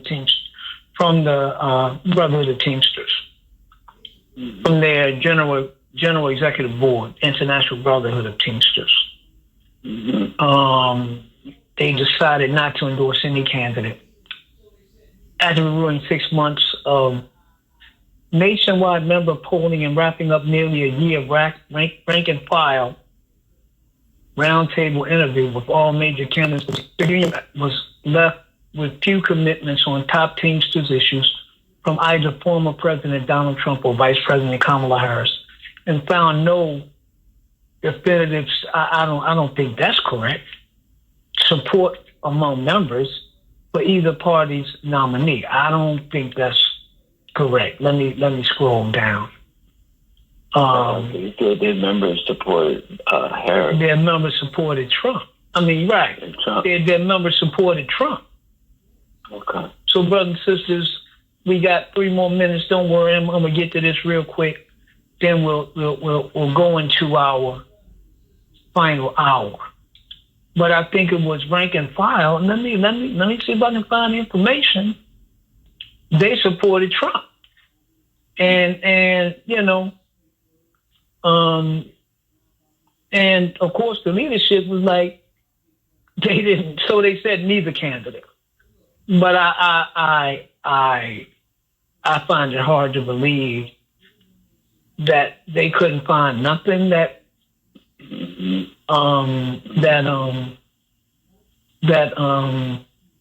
they couldn't find nothing with Kamala Harris. I find that interesting. You know? Yeah. So no, it was. Let me go to this article. I'm sure I'm right. Yeah. Support. This is Trump saying he got supported for Trump and 34% back Harris. Yeah. You know, and so man, Trump, So again, my whiteness. My whiteness, because they're majority white. Yeah. So brothers and sisters, we are. Oh man, you know. So brothers and sisters, we are about to go into our final hour. We don't want you to go anywhere. This is Straight Words with Naba'a Richard Muhammad and James G. Muhammad. Our big brother DJ, couldn't be with us tonight. But look, go to straightwords.com. Go to straightwords.com. Give a donation. Helps keep us on the air. And we really need it, because this is pay for play radio. No pay, you get no play. So we're going to take a little break at the top of the hour. When we come back, we're going to have Brian Muhammad from the final call with us. And we're going to talk about global, what's happening in the world. You know, Iran and Israel and some other stuff. So you're listening to WVON AM 1690. Keep your station locked and come on back. Did you know for women in the United States, breast cancer death rates are higher than those for any other cancer besides lung cancer? October is National Breast Cancer Awareness Month. Schedule a mammogram today.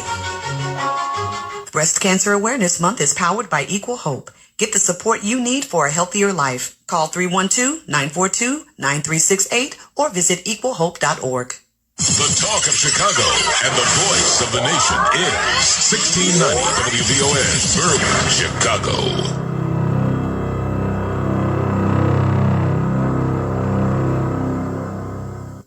I'm Karen McCready. And I'm Kevin Brown on your home for 24/7 News, the Black Information Network. Vice President Kamala Harris says the federal government will do everything it can to help those impacted by Hurricane Helene. The devastation from Hurricane Helene is immense. Millions of Americans are without power. Thousands of families have lost their homes. Entire neighborhoods destroyed. The Democratic presidential candidate visiting FEMA headquarters to thank workers for their response to the deadly storm. At least 120 people are dead across 6 states, with a third of those deaths in western North Carolina, including Asheville. Harris says crews are already making progress in helping those affected. So far, more than 3,300 federal personnel are on the ground to assist with recovery efforts. They are deploying food, water, and generators. More than 2 million customers are without power or cell phone service, and many don't have clean water to drink. Harris said she plans to visit some of those areas as soon as possible, as long as it doesn't disrupt any emergency response operations. 2 in 3 Americans say neither political party is giving enough attention to the topic of health care this election season. According to a Gallup survey with the nonprofit West Health, Democrats and independents were more likely to say health care isn't getting enough attention than Republicans, although just half of GOP voters say the candidates could focus more on the topic. Meanwhile, 27% say health care is being discussed just the right amount, and only 6% say it's getting too much attention. All right, well, top Democrats want New York's Black State Attorney General Letitia James to be prepared for a special election run for mayor. In the event, embattled Black Mayor Eric Adams steps down prior to the end of his term. Party leaders are concerned about a special election sending the city into further chaos, with Democratic lawmakers ready for a potential race, and former Governor Andrew Cuomo reportedly teeing up for a political do-over. The New York Post reporting state Democratic Party leader Jay Jacobs says they aren't very excited about Cuomo, who resigned in 2021 following sexual harassment claims and further allegations about a botched COVID-19 response by his administration, which was covered up to avert accountability over the death toll. High-profile civil rights attorney Devon Jacob, who represented the family of George Floyd after he was murdered by Minneapolis police in 2020, has joined the Tyreek Hill legal team. This comes after viral video footage of the 30-year-old Miami Dolphins wide receiver showed him being mishandled by police in Miami last month. Officer Danny Torres can be seen pulling Hill from his car and forcing him to the ground. While Hill admitted that he might have handled the incident better, he's now using the experience to highlight nationwide police misconduct and is demanding that Congress finally pass the George Floyd Justice in Policing Act. A man who marched alongside Dr. Martin Luther King Jr. and helped elevate the plight of the sanitation worker has passed away. Cleophas Smith was working in sanitation in Memphis in 1968 and was inside the church where he heard the last public speech ever given by Dr. King the day before King was assassinated. In the years that followed, Cleophas Smith became a civil rights activist himself. He died on Sunday at the age of 82. I'm Terry McCready, along with Kevin Brown on your home for 24/7 News, the Black Information Network. Hey, it's your man Steve Parker, and Uncle Bobby and Aunt B, the founders of Love Not Blood campaign, would like to welcome the 200 Families United for Justice Network members to Smoke and Choke and No Joke in Oakland, September 26th through 29th, 2024, a club nobody wants to be a member of. These families are impacted by losing a loved one to police. They will gather to celebrate unity, training, joy, pain, laughter, and good vibrations only at the 10th anniversary of Families United for Justice Conference. Families United will never be divided. Hey WVON family, this is Kendall Moore, the host of The Kendall Moore Show. Fridays are always cracking from 6 until 9, so make sure that you're tuned in to The Kendall Moore Show. Cash. Hi, it's Tavis Smiley, inviting you to join me weeknights, 6 to 9 p.m. right here on WVON. I'll bring a national perspective to all things happening in Black America. It's talk the way you like it, and it's why America is listening. It's the legendary Tavis Smiley, weeknights at 6 p.m. on the Talk of Chicago, 1690 WVON. Tune in every Wednesday night at 9 p.m. for Speak On It with Dr. Kofi Malik. You've seen him on cable TV. Now hear his spirited conversation on the Talk of Chicago. The question at hand is raising voices of the Negro. That plain and simple. Tune in every Wednesday night at 9 p.m. for Speak On It with Dr. Kofi Malik on the Talk of Chicago, 1690 WVON. It's all about great food and service at Let's Eat to Live restaurant located at 621 East 67th Street on the south side of Chicago. Fresh, healthy, life-giving meals prepared with love. Veggies, fish, chicken, lamb, burgers, soups, breads, delicious desserts, and more. Some coming from our on-site garden in season. We got good food for your soul at 621 East 67th Street. That's Let's Eat to Live restaurant. You can stop by or call us at 773-966-6549. Or visit the website, let'seattolivecafe.com. Down to 3, down to 2, down to 1. Yes! Tune in Friday, 9 to midnight for The Fundamentals, where I, Titus T. Del Williams, bring the mental. Thanks, Captain Obvious. And I, DJ Turbine Arturo Garza, bring the fun. Are you not entertained? Is this not why you are here? So if you want some wacky, some good conversation, but some fun, and a little serious, for all your sports needs, tune in to The Fundamentals. Friday nights, 9 to midnight. We'll see you there. You like that? You like that? Light, life, and power drives our weekly talk show. Straight Words on WVON 1690, The Talk of Chicago. This is Naba'a and Brother James. This is Brother BJ Murphy. This is Brother James G. Muhammad. Tune in Tuesday nights, 9 to midnight for real black talk. It's Straight Words. On Straight Words, we inform, we educate, and we have a good time. Black voices speaking on the black struggle for freedom, justice, and equality, and bold defenses of the Honorable Minister Louis Farrakhan and the Nation of Islam. This Tuesday, 9 p.m. to midnight Central Time on WVON 1690 AM and WVON.com. And go to our website, straightwords.com for more content. We're black. And we're strong. We're unapologetically pro-Farrakhan. Hey Alexa, play WVON 1690 AM. Getting WVON 1690 AM station from iHeartRadio. Try it out for yourself. America is listening to WVON. The following is paid programming. The views are not necessarily those of this station. The views expressed on our programs are not necessarily those of WVON, Midway Broadcasting Corporation, or our participating sponsors. We are the Talk of Chicago, 1690 WVON.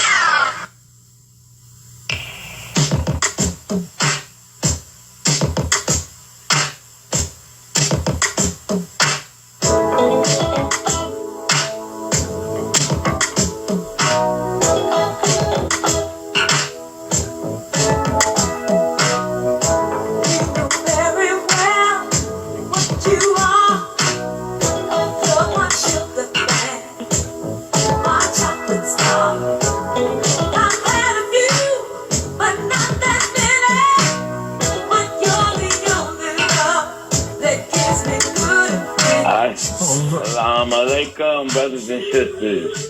Welcome to hour 3 of Straight Words with Richard Naba'a Muhammad, or Naba'a Richard Muhammad, our big brother, who is the creator of this program. We've gone through 2 hours. We invite you to make a call, 773-591-1690, and go to our website, straightwords.com, and make a donation. Help us out to keep this program on the air. We're going into our final hour. Brother Naba, what we got coming up for this last hour? Well, we're hoping that Brother Brian Muhammad will be calling in. So we'll bring him in and we'll get to some of this international and global news that's happening in the world, man. A lot happening. What in the world is going on is the question the old folks would ask. Assalamu alaikum, Brother Brian E. Muhammad, you there? Wa alaikum salam. I'm on, brothers. And brother, both of you. Bro, we got to take our hat off to you because it is 1 o'clock where you at, right? Well, it's 10 after 12, but I'm good. That's what I meant, after 12. So thank you for joining, brother. I haven't forgot how to hang out totally. All right. So Brother Brian is staff writer for the Final Call, and he's our resident expert on issues in the international realm. Brother Brian, I mean, so we got to start with Iran's response to Israel's, I would say, just exceeding the limit in Lebanon, massive assassinations, flattening buildings, 500 people dying in one day with their assault on Lebanon. Talk of the Israelis carpet bombing, brothers and sisters. Carpet bombing Lebanon. Talk of a pending Israeli ground invasion. Talk of Israel looking to set up a buffer zone inside of Lebanon, literally taking their territory. And now we've had Iran respond by sending rockets into Israel. What do you see happening? What are some of your thoughts as you watch this thing unfold? Well, what I see is a complete deterioration and a acceleration towards the one war that everybody is talking about, but nobody wants to see. Some call it the Third World War, World War III. Others, call it from the scriptures, the War of Armageddon. But all of this that we see going on has a potential to spiral and draw in, many nations of the earth. Right now, with the move that Iran made, which, according to them, this was a retaliatory move. This was not a move of aggression. They were responding to move that Israel had done, talking about the assassinations, one assassination on Iranian soil of the political leader of Hamas and their chief negotiator at the ceasefire table. You had other assassinations of the military leaders of Hezbollah. And of course, just this past Friday, the leader of Hezbollah. And so, these things, everybody was waiting on a response from Iran because they promised that they will respond, and there was many others.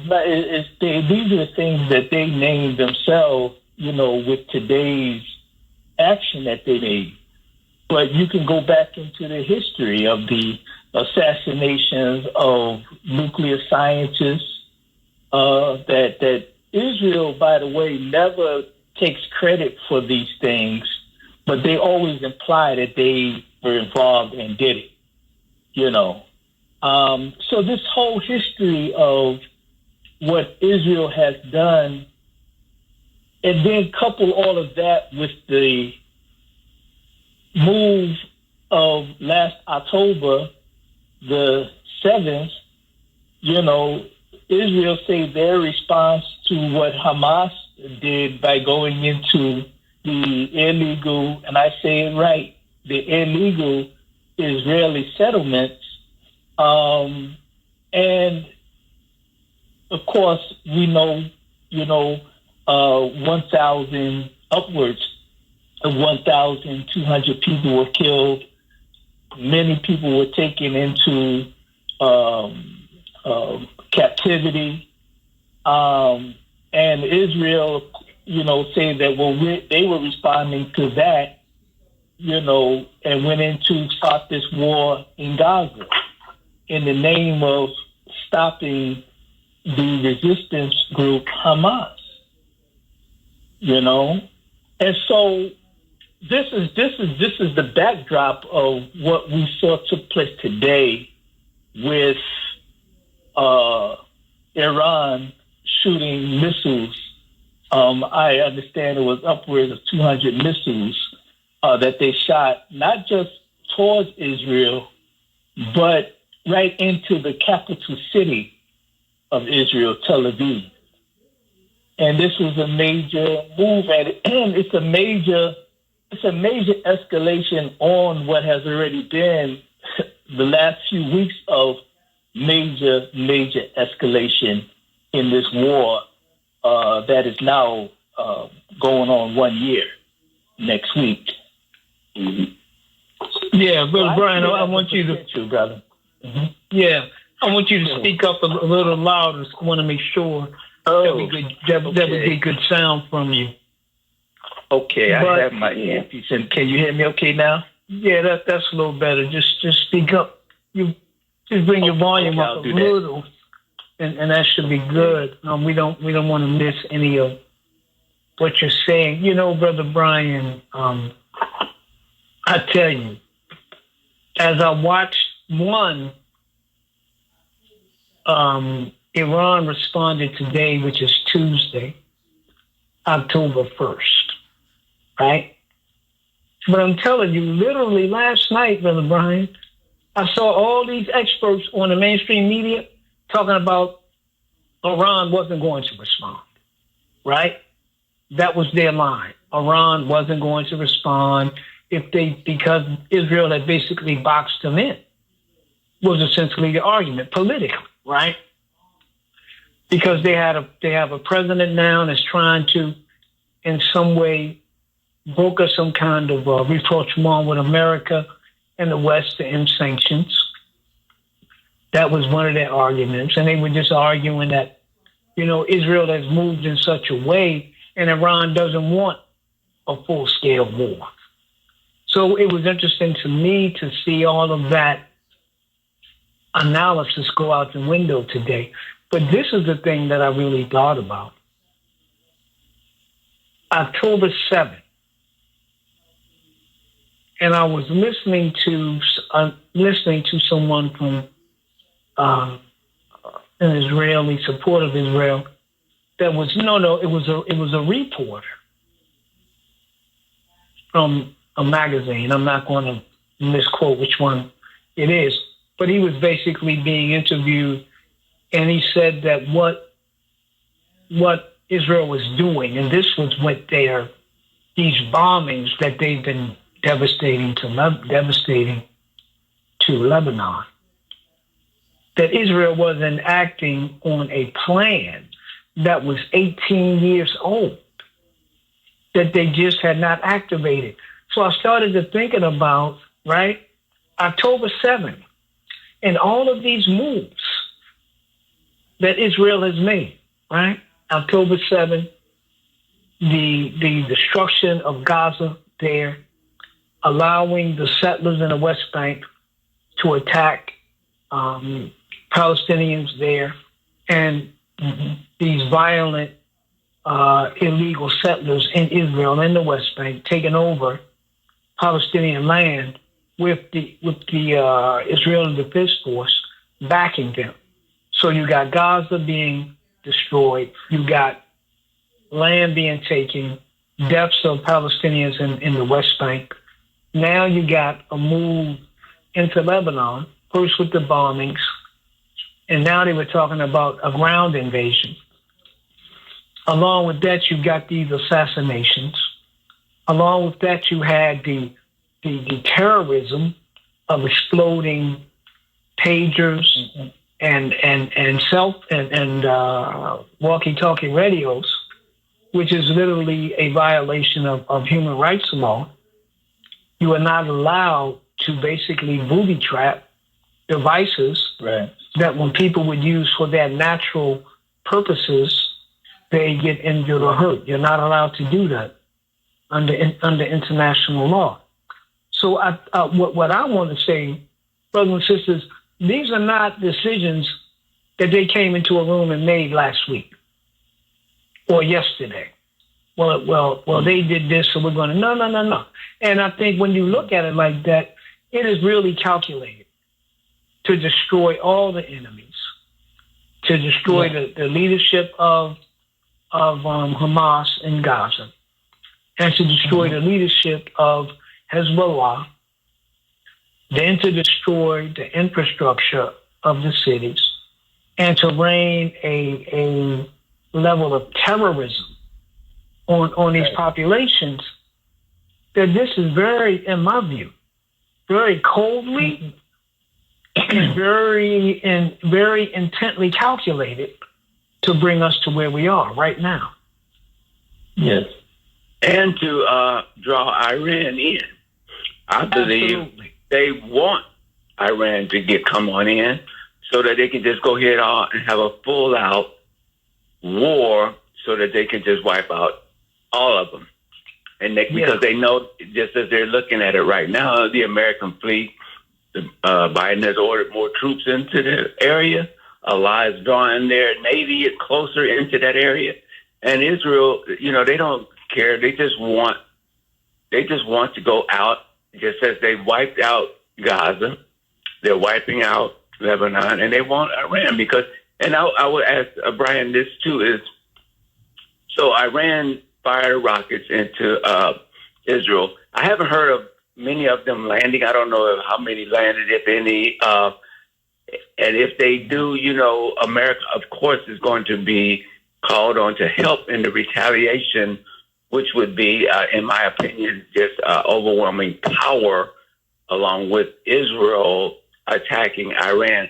How does that play out? Who comes to the aid of what major power comes to the aid of Iran in that kind of a situation if it breaks out where they're both responding to these attacks from Iran, and basically, with the kind of power America will bring into that as well? Or do you see it even? Well, I don't, who comes to Iran's aid? I mean, although if you listen to Western media, you would think that Iran have no friends in the world, but they do. And that's why it makes it so dangerous in terms of it escalating into this other war again that people talk about, but nobody, no matter what side of the spectrum you're on, wants to see. Which is this war of Armageddon, or this war that would draw all of the nations, these multi-nations into the fight. I really want to talk about some of the motivation of Israel and Netanyahu. This particular Zionist idea of taking over or being the power in the Middle East, and which they are now, but only really because of their relationship and the backing of the United States, which we know is the number one military power in the world. And without its backing, most analysts say that Israel will be finished. But this idea of taking over all of the Middle East. So you have the genocidal war on the Palestinians, you have, and if you notice, the pushback is not coming from other nations in the region who stand to lose if Israel gets its way in terms of it being, it controlling the Middle East, it controlling that region. If you notice, it's not the nations, the government of these nations that's really giving the pushback. It's these organizations, Hezbollah, Hamas, Islamic Jihad, the Ansarullah in Yemen, which is popularly known as the Houthis, right? So this whole thing is, again, can blow up out of total proportion. And really, America will have to take the heat because America is the backer. America is the power behind Israel. Even though it talks this game, well, we want ceasefire. We want a diplomatic solution. But then at the same time, while you saying one department is saying we want a diplomatic solution, while your Department of Defense just signed off on $8.7 billion, which came out this past Thursday on the 26th, that Israel secured $8.7 billion aid package, which includes $3.5 billion for essential wartime procurement, which they already received, and $5.2 billion designated for air defense systems, shoring up this Iron Dome anti-missile system and these other systems that they have. So you say you want a diplomatic solution, you want Israel to stop, but here's the check to keep it going. Yeah. So it's a sickening thing. So who comes? You did ask who comes to Iran's aid. They have friends, and this may be an issue of perhaps Russia, other China is in the region militarily. See, people don't talk about all these other nations that are there besides the Western nations like America and Britain. Yeah. There are other nations that have their warships there as well. Yeah. So, yeah. And you've got these other conflicts, right? You've got these other conflicts that Russia has with America, that China has with America, is because I know at one point I read something about, I believe, Iran supplying oil to Russia, I believe. And I'm wondering, do the Chinese also, are they partnered with Iran in any way in terms of oil supplies? They do business. See, speak up a little bit, Brian. Oh, I'm sorry. Yeah, I don't want you to be muffled. Yeah. Yes. Well, that's better, right there. Yeah. All right, I'm gonna sit right there. I'm not gonna move. Now, that's the thing. See, with the way that the world is going now, you got these groupings that weren't necessarily groupings in the past. So yes, you have Iran, you have Russia, you have China, and you have other nations who are jumping in that mix, because to be quite frank, they want to live in a world absent of the hegemony of America. Absent of this beholden posture that America has with them, where they need to take a principled position, like for the Palestinian cause, and against what the Zionist state of Israel is doing. They can't do it, or they can do it maybe at the UN, en masse, but only for it to get shot down anyway by America's veto at the United Nations. So, you see, so there's these other, it's just this control, and that's why, the underpinning, I think, of many, especially of nations in the global South, who are suffering under this thing, they're looking for a whole new paradigm. You know, there was one, I forget which country it was, at the UN who last week who flatly said, we need a whole new world order. Yeah, and you know, to me, Brother Brian, like you said, you're talking about this realignments, the BRICS nations, Brazil, Russia, India, China.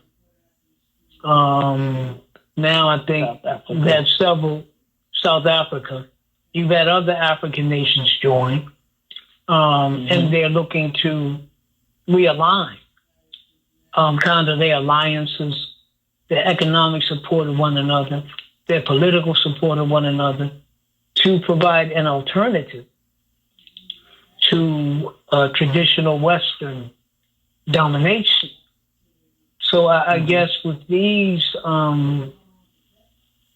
countries having their interests aligned a certain way and intertwined, in particular, their economic interests, what does that mean if something explodes in Iran? The other thing that you know I think about is even for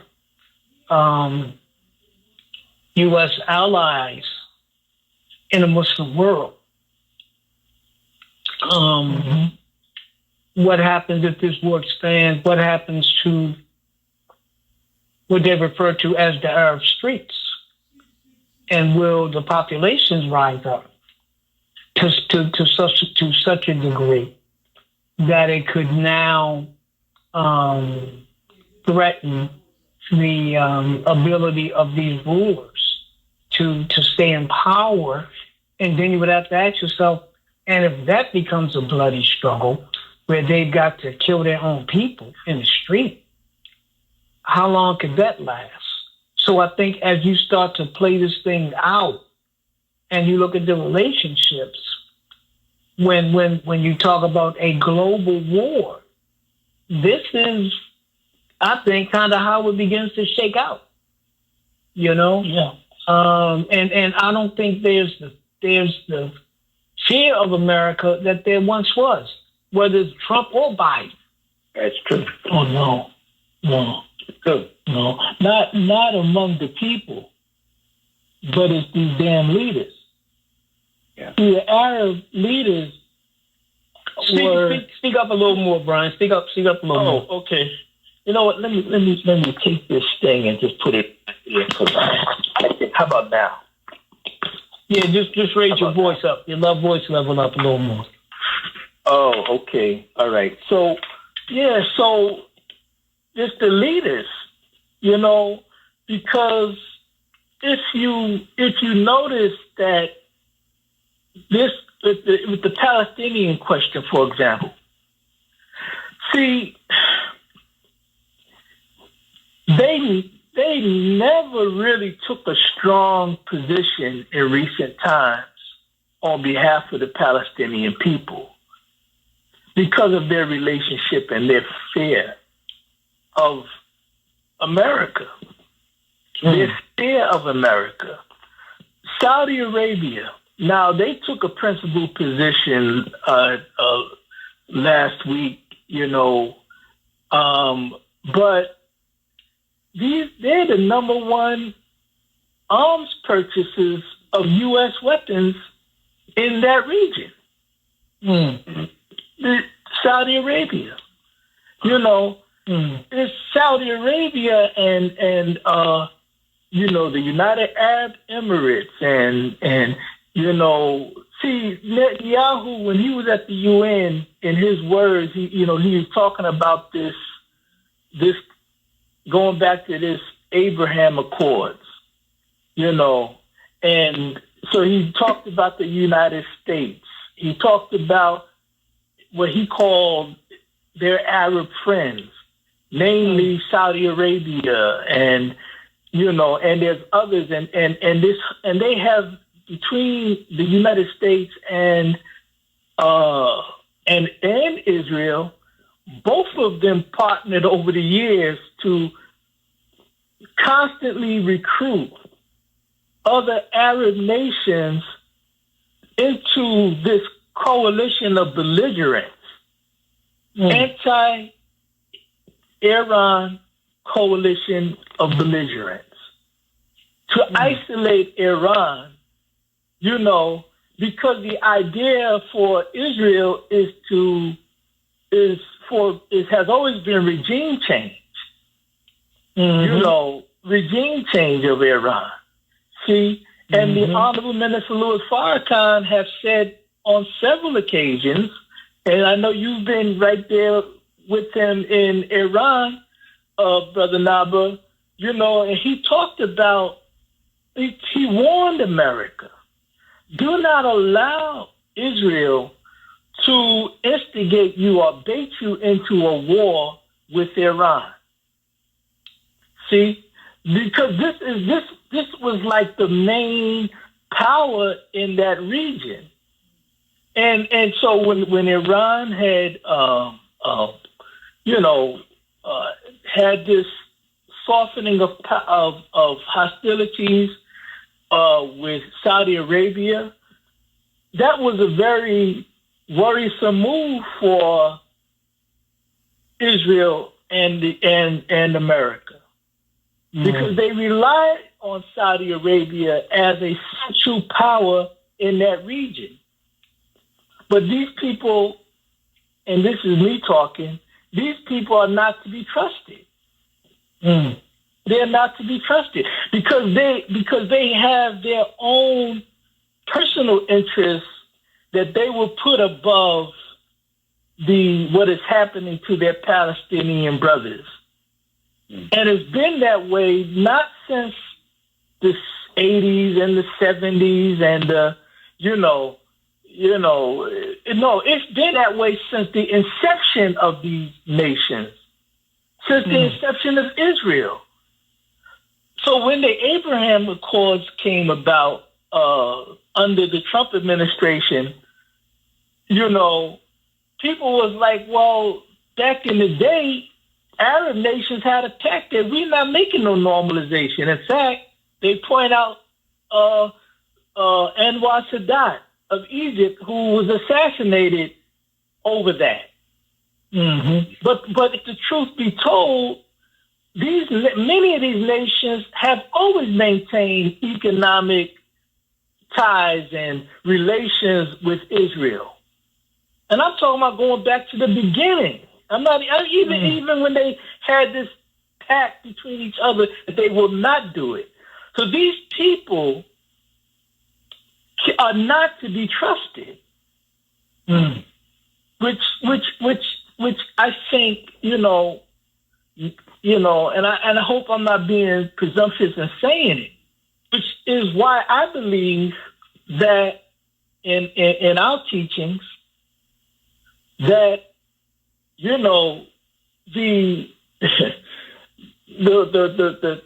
it's written in from Prophet Muhammad that the light of truth in the latter days will rise in the West. Because there has to be a new paradigm. There has to be something new and different that's not connected to that, and what that has turned into over there.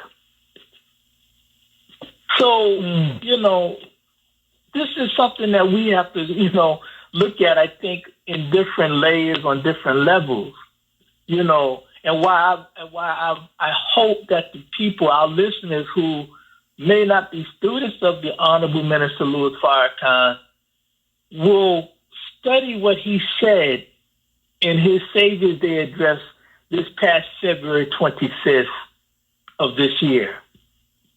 Study what he says. And don't reject it because it sounds so far out different from what you think it can happen. You see how fast this thing is unraveling over there? Nobody saw it happening like this. No, absolutely not. You're right. Nobody saw it happening. So it's happening. It's happening. And so I'm saying this to say that, I'm beginning to see the glimpses that of what the minister said when he said that in the future, or when it's all said and done, paraphrasing, that Israel will not be in the Middle East. America, we know from the teachings of Elijah Muhammad, America will not be in the Middle East. Right. And those who have caused the problem of the Jews, of these Zionists, specifically these European Zionists, who keep putting this religious tone on what they're doing. If you notice, Mr. Netanyahu keep going back to the Torah and going back to the scriptures and couching what they're doing in these terms. Mm-hmm. But they're liars. And so, I'm saying that in the sense that we got to look at these things a lot deeper than just the geopolitical, surface stuff that we see happening. There's a whole nother level that's going on in terms of a change of worlds. Mm-hmm. So I'm appealing to your audience. Again, those who may not be students of the Honorable Minister Louis Farrakhan and members of the Nation of Islam, and consider what you're looking at and consider what he said. Weigh it out. Mm-hmm. Mm-hmm. Brother Brian, I always enjoy your articles, man. You have really deep, thoughtful explanations on these international events. And the last one was on about the UN. Talk about the UN these days. And I was listening to, I guess it was Turkey's president. He's been one of the most outspoken voices that I've heard. He's been outspoken. Yeah, Erdogan, I forget his name, but, and you need to reset. Yeah, he... A bit about the UN, how they play into what's going on, or how they don't play into it, and what we can expect out of them. Well, I'll start off again with the Honorable Minister Louis Farrakhan. The minister said, "I have to tell you, the United Nations is powerless." Mm-hmm. And I'll say it here from this podium. The United Nations is finished. See? And then he went on to explain that they mean well. Many of these leaders mean well.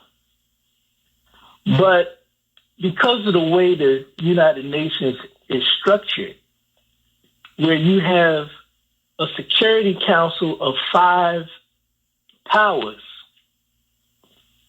that really has the absolute last say on decisions and ideas and input from 193 nations, which make up the UN body.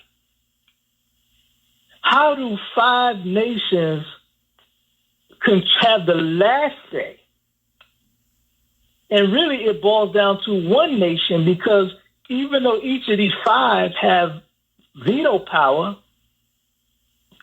it only takes one to use it. Mm-hmm. And so America has been that holdout on the most serious crises in the world, specifically this tragedy that we're going through now with occupied Palestine.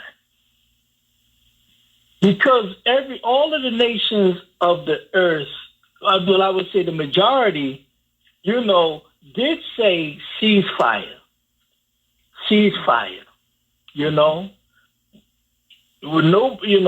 It was the United States that vetoed that idea. Mm-hmm. Everything that Israel has done it's atrocities. I mean, they will debate it for days. They have special meetings. I heard them open up one meeting, and they said, you know, the 9,000 and some odd session, you know, is now what do you call it when they open meetings? You know, call to order. You know, yeah, you know, it's now open. It's now in session or whatever. But it was 9,000. See, my thing is all of these meetings and special meetings and emergency meetings and meetings about needing more. They've been doing this for next year will be 80 years. That the UN came into fruition in 1945. It was based on their charter. It was supposed to be a body to prevent any more wars, especially another world war. Right. Now, you think about between 1945 and 2024, how many wars that this world has seen, to the point where 2022 and 2023 was deemed to be two of the worst years for war atrocities or war, you know, intensity. Yeah. This is 80 years. So where does the UN play into this? It has either lost its way or it never, its way never, it never got on any sure footing with its way, at least its proposed idea of peace, of being that body of peace. So our sister Mia Mottley, who's the Prime Minister of Barbados, she simply said, we need a reset. We need to reset. See, because all of the, you know, they have this General Assembly every year where the foreign ministers and the heads of state and the heads of government come together and talk about the problems of the world. Everybody, even those, and I don't know, I mean, I listened to as many as I could, you know, but the majority, the vast majority, even if they had some optimistic words, most of them gave a dim picture about the state of the world that we're in. And they were perplexed, admittedly so. You know, in terms of solving the problems that the UN, you know, the problems that is facing the world, you know. And so the UN, I look at it like this. The Most Honorable Elijah Muhammad and the minister have said to us that the nations will be judged out of their own books, their own record. And I think that one of the advantages of the UN is that it is one of those places that has the record of what these nations have done to their people and to the world. And so that's one good. But if you listen to this year in particular, last year's general debate, everybody seems to have been pointing to the same thing. She said it like this: we need a reset. Well, we look at it like, you know, we need to do something new and different. You know, and so I think that's where it's at. And again, I'm appealing to our listeners to consider the minister, consider what the Most Honorable Elijah Muhammad said. Because because they gave the answer. the Honorable Elijah Muhammad, when you get to a point where you are so ineffective, some say that the ineffectiveness of the UN bears witness that a time of universal change has indeed arrived. You see what I'm saying? So they know that they don't have the answer, and they have not been able to affect the change. And if I can read something right quick, briefly from the Honorable Elijah Muhammad, in his book, the Message to the Black Man in America. If everybody just read the preface of the book, and he tells the story of what we see at the UN. And he said, as we near the exhaustion of the wisdom of this world, which has not been able to shed enough light on our path in search for that supreme wisdom to keep us from stumbling and falling, now he gives the answer here. We now seek the wisdom of Allah, the best knower and guide in the person of Master Fard Muhammad. Now for us, that's the great Mahdi. That's the Messiah that the Christians have been waiting on. That's a new paradigm, a new thought, a whole new way that's not connected to the cesspool that we see at the United Nations and other world bodies. So, it can serve good, but they do not have the answers. They are blinded and steeped within the muck and mire of the very problems that they claim that they came there to solve and talk about.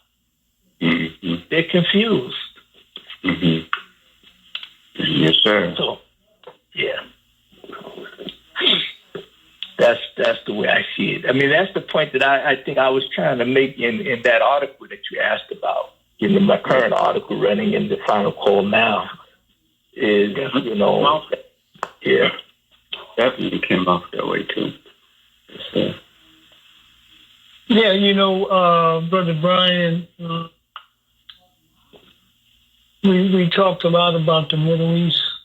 I wanted to come back to one thing real quick, because I came across it today, but it was really interesting to me. And this is something out of Mali, where the Canadian firm, the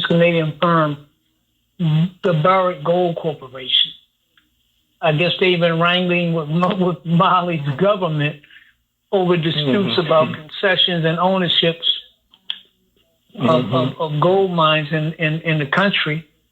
And this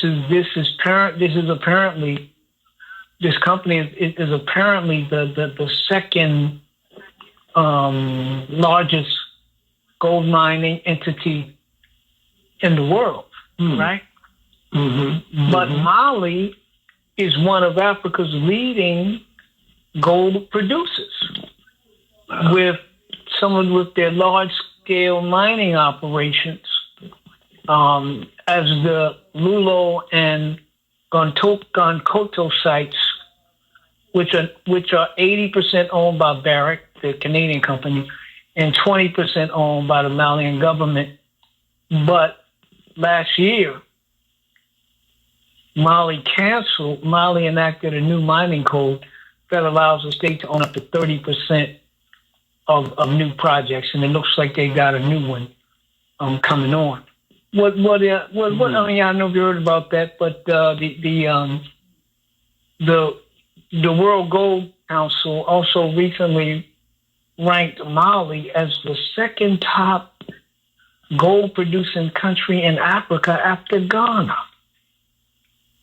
with an output of 105 tons of industrial gold. I mean, this is mind-boggling to me, man. Yeah. Who would have thought that? And maybe that's why there's always, in recent years, there's been this instability because years ago, Mali was a very stable country. So you got about 4 minutes to deal with that. Any thoughts? Well, yeah. Right now, that whole region, including Mali is one of the countries at the center of it, is going through the changes in terms of bringing a more equitable situation for the people, for their people. Historically, we know that these global or multinational corporations, these companies came in for extraction of Africa's resources, but they never had in mind the countries that they were extracting the resources from, nor the people of those countries. And so right now, Mali, along with Burkina Faso and Niger, are all part of that mix of progressive leaders who's trying to turn the tide back to a more equitable situation for their countries. And so in some cases, they're nationalizing these things. Other cases, they're making rearrangements with these companies. And certainly these companies are not going to be happy campers because they were used to taking the gold and going home with it. You know what I'm saying? So this is what's going on. And so when we see these type of back and forth going on, we can assure that there's going to be an uptick in trying to find ways to destabilize that government. See, and usually it's because, the money ain't right. They start talking about, equity, and again, we're living at a time where there are people in the world who are not just looking for a comfortable or just a reasonable, in the eyes of the enemy, arrangement with them or relationship with them. Some of these are looking now to have a full and complete freedom. I want my resources. I want my people to benefit from it. And I want to see us grow, with what God has given us. And we're not going to allow the thieves to come in. And that's why many of them came to power in the first place against some of the leaders that they overthrew. So I think that, I think that Canada should be this Barrett should be happy that the government is at least trying to negotiate something, because it could be worse. It could be that they can put them out and take their gold back. And I thought about, we got about a minute. I thought about what that means in terms of, people interfering and paying people and bringing in people. I mean, we had the thing where in the Congo, where there was a quote-unquote attempt of a coup.